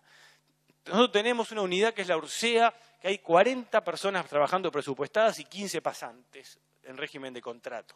55 personas trabajan ahí. Todos los meses producen lo que se llama el precio de paridad de importación. Es cuánto debería ser el precio del combustible si ANCAP en vez de producirlo en La Teja lo importara. Tan simple como eso. Así pronto. Bueno, lo primero que se puede saber cuando uno agarra esos números es que durante el año 2016 el precio de la nafta super no hubiera sido muy distinto, según los datos que calcula la URSEA. Se hubiera importado, y si uno le sumara lo que varía el precio de importación, todos los impuestos establecidos en Uruguay, incluyendo el sobrecosto de 2 pesos por cada litro de combustible que tiene que pagársele de subsidio a ALUR, 2 pesos por cada litro se le paga por biocombustible. Eso obviamente es algo que no se cambia de un día al otro porque está por ley aprobado así. Pero miren lo que pasa con el gasoil. En el gasoil se pagó en promedio 38,7 durante el 2016 por cada litro. El precio de paridad de importación hubiera sido 27,4. Casi, de hecho, más de 10 pesos de diferencia, incluyendo incluso el peso de sobrecosto de biocombustible. Si uno agarra estos números y dice, bueno, si hubiera vendido los 881 millones de litros de gasoil que vende ANCAP al precio de paridad de importación, o sea, 27,4, en vez de haber tenido una ganancia de los 15 millones de dólares que tuvo, hubiera tenido una pérdida de 250 millones de dólares. ¿Quién pagó esto? Bueno, los que usan gasoil. ¿Quién usa gasoil? Fundamentalmente el sector productivo, y lo que se tradujo en menores resultados por el sobrecosto, precios incluso más altos en los mercados internos y una situación que claramente no es la más favorable para el sector productivo que tenemos. ¿Qué se puede hacer acá? Bueno, lo que se puede hacer y se debería hacer es prestarle más atención aquí. Porque la URSEA, que se creó con la intención justamente de evitar que pase esto que pasó, con la intención de que los precios respondan a los costos y no a las necesidades de caja que tiene el gobierno, bueno, en el año 2011 se modificó por ley la URSEA y simplemente se le sacó la atribución de influir en el precio. Y lo dejó lo que es hoy una oficina que lo único que hace es poner un precio en la página web que nadie mira y controlar la calidad del producto. Bueno, hay mucho para avanzar dándole las atribuciones que tuvo en su momento y que hay que volver a tener esta oficina que está armada y tiene toda la gente trabajando ahí. Aquí, repito, si no, y esto le sirve a todos, le sirve incluso a la empresa que va a tener una forma de controlar y de exigirse y no cargarle al sector privado a través de un sobreprecio lo que se podría comprar afuera. Nadie está en contra de que se produzca en la teja, simplemente que produzca a un nivel de eficiencia que sea competitivo con comprarlo afuera, nada más. Y ese como estándar de producción. Si no nos apretamos el cinturón, no se va a producir. La prueba está que podemos tener una mucho mejor gerencia, un directorio mucho más profesional en términos de currículum que el pasado, pero los resultados no se ven y cuando vienen las presiones, como hemos tenido recientemente de distintas unidades de ANCAP, se termina dando marcha atrás, indefectiblemente. Bueno, sería tanto más fácil si el directorio de ANCAP dijera no puedo por ley, o sea, tengo que bajar el precio por ley porque la URSEA me lo exige, el precio tiene que ser no puedo. Bueno, sería mucho más fácil poder realizar los ajustes que hoy se tienen que hacer en ANCAP, si pudiéramos tener este instrumento que lo teníamos en el pasado. Más allá de ese paréntesis, vuelvo a cerrar aquí. Todo este combo de condiciones externas que mejoran y un entorno interno que, más allá de este gasto público que genera un cierto costo importante para el sector productivo, pero una estabilidad macroeconómica que está bien financieramente, nos dejan en este 3% de crecimiento esperado para el año que viene. Ahora, lo que uno termina de preguntarse es, bueno, pero dado estas perspectivas, dado que esto parece bueno, ¿por qué la confianza del consumidor está ahí abajo? O sea, ¿por qué no termina de salir de pesimismo moderado y cayó últimamente? O sea, ¿qué está pasando? ¿Qué la gente está percibiendo? Y bueno, creo que obviamente esto es una interpretación personal, puede haber muchas, pero yo creo que aquí lo que se está percibiendo es que hay muchas cosas pendientes para hacer, que se han postergado y que están generando, por un lado, un sector productivo que tiene un atraso cambiario, si uno mide, de acuerdo a los fundamentos de la economía, cuál es el desalineamiento que hoy tiene el tipo de cambio real en el Uruguay, y lo computamos nosotros recientemente, en torno al 23% de atraso cambiario. Si uno lo mide por el lado del promedio histórico del tipo de la paridad cambiaria con el dólar, niveles similares de atraso, y ahí ve el promedio histórico como estamos acá abajo, caros. Cuando estás por arriba estás barato, cuando estás por abajo estamos muy caros y nos abaratamos un poco hasta, esto fue el dólar a 33 y ahora de vuelta estamos acá abajo y las perspectivas de que esto mejore, y esto es lo que estoy hablando de que es la percepción de que no termina esto de levantar, son muy bajas. O sea, solo le voy a mostrar un escenario. ¿Qué se necesita para volver aquí, a los niveles promedios? Si uno puede y si no le gusta el promedio, que incluya picos tan altos de crisis financiera, porque esto es la verdad, el dólar salta muchísimo cuando hay una crisis financiera. Imaginemos que no vamos a tener que hacer una crisis financiera para ajustar el tipo de cambio en Uruguay. Vayamos por los promedios, excluyendo crisis financiera, sacándole estos picos. Bueno, estás acá. ¿Cómo hacemos para llegar acá? ¿Cómo hacemos para que esta línea haga tic, tic, tic, tic, tic y llegue a los niveles de paridad cambiaria de Uruguay, sea de vuelta competitivo con los principales socios comerciales? Excluyendo a Argentina. Argentina está incluido acá también, pero Argentina hoy está en esta misma situación. En Argentina hoy se habla de esto también, porque tiene este mismo problema. Bueno, veamos ¿Qué tiene que pasar? ¿Qué tendría que pasar en 2018, 2019, 2020 para que se produzca ese milagro? Y bueno, muy simple. El tipo de cambio debería subir más que la inflación para que se produzca esta ganancia de competitividad. Bueno, ya imagínense que con ese 29 a fin de año esperado, menos del 30, y con una inflación que va a ser en torno al 7%, ya estás no mejorando acá, cayendo más todavía este año. Se necesitaría tener durante 4 años un promedio de 9% de devaluación por encima de la inflación.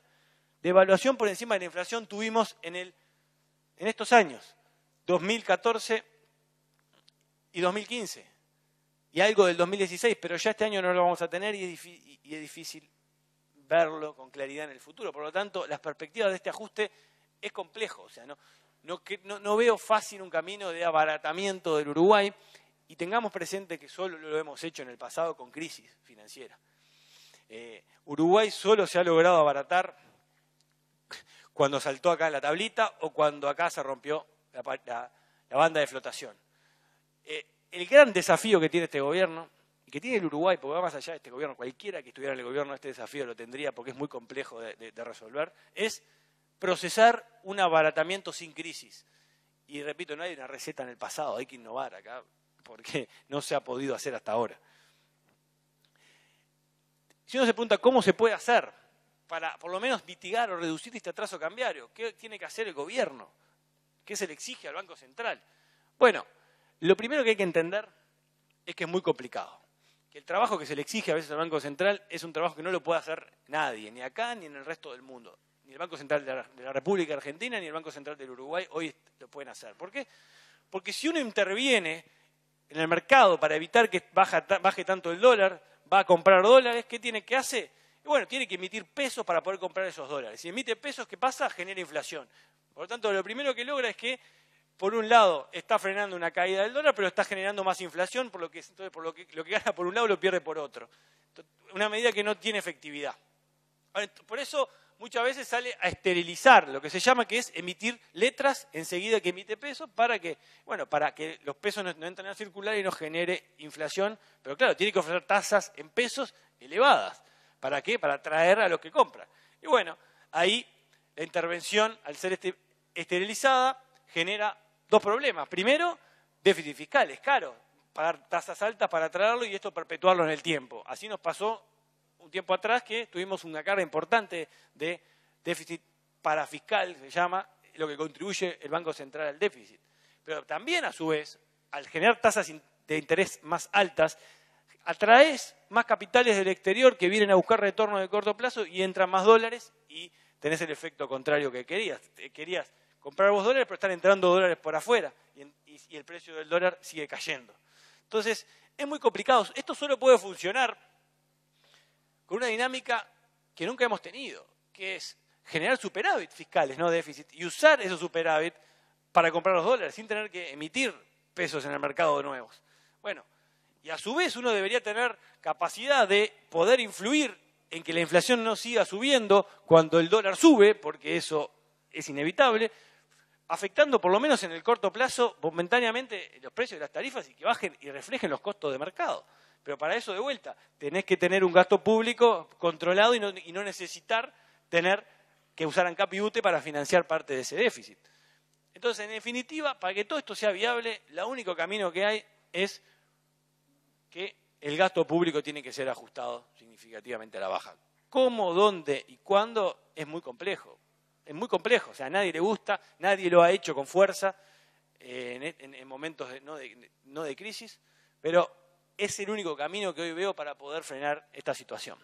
A la que se le suma, y con esto cierro, una situación de mediano y largo plazo poco alentadora, y creo que en el fondo también está siendo captada por esta confianza del consumidor magra, y que no termina de salir del pesimismo. Es que Uruguay tiene a nivel internacional, si uno lo mide, esto está medido, lo computamos nosotros, en base a información pública internacional comparable del Banco Mundial, de la Heritage Foundation, del World Economic Forum, de lo que nosotros le llamamos barreras a la productividad. O sea, ¿qué necesitas levantar el país de barreras para volverse más productivo en el mediano y largo plazo y poder crecer más?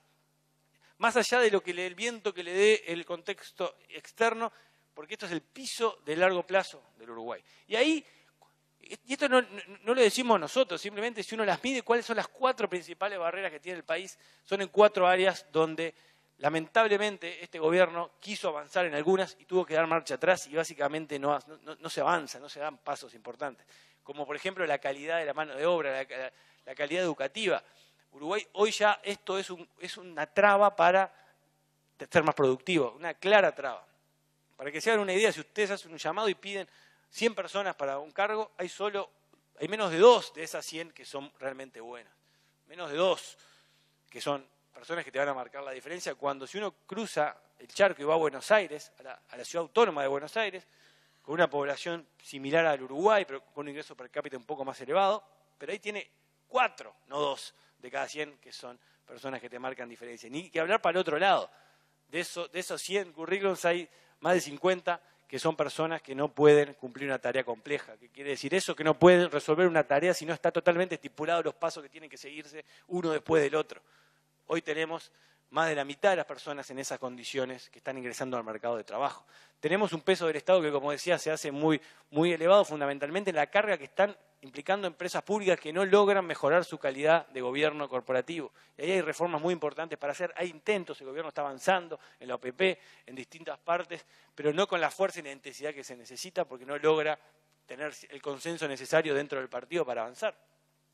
En materia de inserción, estamos encerrados en el Mercosur hace 25 años y las perspectivas son muy simples.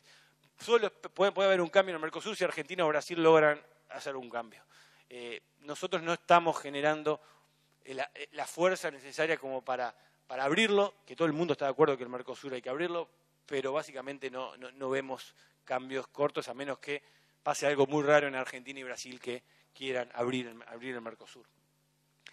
Más allá de la intención, porque nosotros compartimos plenamente la intención de Cancillería, de parte del Ejecutivo, de ir hacia un Mercosur más abierto. La pregunta es si esto no es posible, la alternativa habría que evaluarla. La alternativa es directamente salir del Mercosur. Y es una alternativa que ni se habla ni por el gobierno ni por la oposición. Es un tabú que habría que evaluarlo y considerarlo seriamente porque la situación actual no nos sirve para nada. No nos sirve más cuando todavía lo poco que le exportamos a Argentina como autopartes, hace poco nos enteramos que también están teniendo serios problemas para poder entrar. O sea, de ese 5% que importamos a Argentina ni siquiera puede entrar con el gobierno de Macri, con los cambios que tuvieron, con todo lo que ustedes quieran, pero sigue habiendo las mismas trabas proteccionistas que son inherentes a estos países hermanos tan queridos que tenemos en la región. Y la última es la regulación laboral. No lo decimos nosotros, lo dicen organismos internacionales. Uruguay tiene una regulación laboral que es una tremenda barrera en una economía que está cambiando mucho en el mercado de trabajo. Nosotros lo medimos en el IEM y nos da que más de la mitad de los puestos de trabajo hoy ocupados en Uruguay son fácilmente automatizables en los próximos 20 años, más de la mitad de las posiciones. Eso genera un desafío enorme a la regulación laboral, porque lo único que puede contribuir en el corto plazo, obviamente la educación es la clave para este proceso, pero con resultados en el corto plazo es una regulación laboral que le dé más flexibilidad a la relación empresario-trabajador en 2 aspectos: tipo de tarea que se realiza, que está muy regulada hoy, y el horario de la tarea. 2 cosas muy simples donde hoy es muy complejo para una empresa afectarlas porque la regulación hoy a través de la negociación colectiva es muy rígida en esos aspectos. Habría que buscarle la vuelta en esos aspectos para flexibilizar el mercado de trabajo en la dirección que necesita la realidad del mercado de trabajo del futuro. En estas 4 áreas hay deberes pendientes gigantescos. Hay intentos pero no se concretan. Tenemos que ser conscientes que acá se nos juega el futuro del país y la gente se da cuenta de esto. Por algo, en el fondo, no termina de captar esta mejora del crecimiento para este año.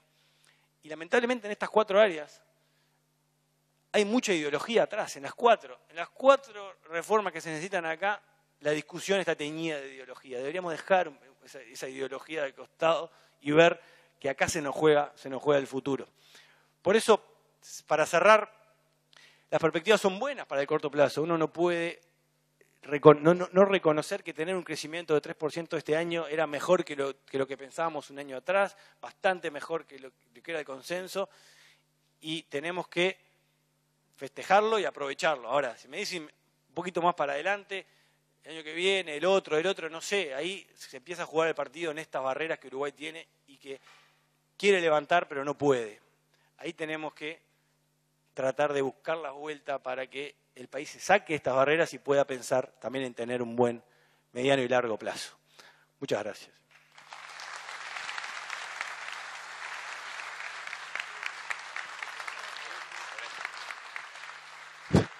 Bueno, muy bien, muchas gracias Nacho, la verdad que te da gusto siempre escucharlo. Bueno, esto es todo. Recuerden que tienen en los repartidos un cuestionario de preguntas, no lo vamos a hacer en vivo para poder terminar temprano, pero si quieren dejar cualquier pregunta, consulta, lo dejo en los canastos, se lo hacemos llegar a Nacho para que le dé respuesta y también en el caso mío con mucho gusto. Agradecerles nuevamente el haber venido, el haberle dedicado este par de horas de un lunes que siempre es un día de mucha actividad y de mucho trabajo, el de haber estado acá presente. Agradecerle, por supuesto, a Mónica y a Valentina, que son los que organizan este tema. Y bueno, creo que es la segunda de muchas conferencias, si Dios quiere, vamos a tener. Esperamos haberle sido útil, que se han haber aprovechado esta tarde, noche acá en nuestras oficinas que ya les adelanto, dentro de un poco tiempo vamos a estar mudándonos a otro lugar, pero bueno, los vamos a estar igual recibiéndolos y agasajándolos como normalmente nos gusta a nosotros. Creo que ha sido bien interesante todo lo que ha presentado Ignacio, yo ya lo conozco de otras varias presentaciones y da siempre gusto. Y bueno, de nuevo, estamos a las órdenes por cualquier cosa y muchas gracias por venir.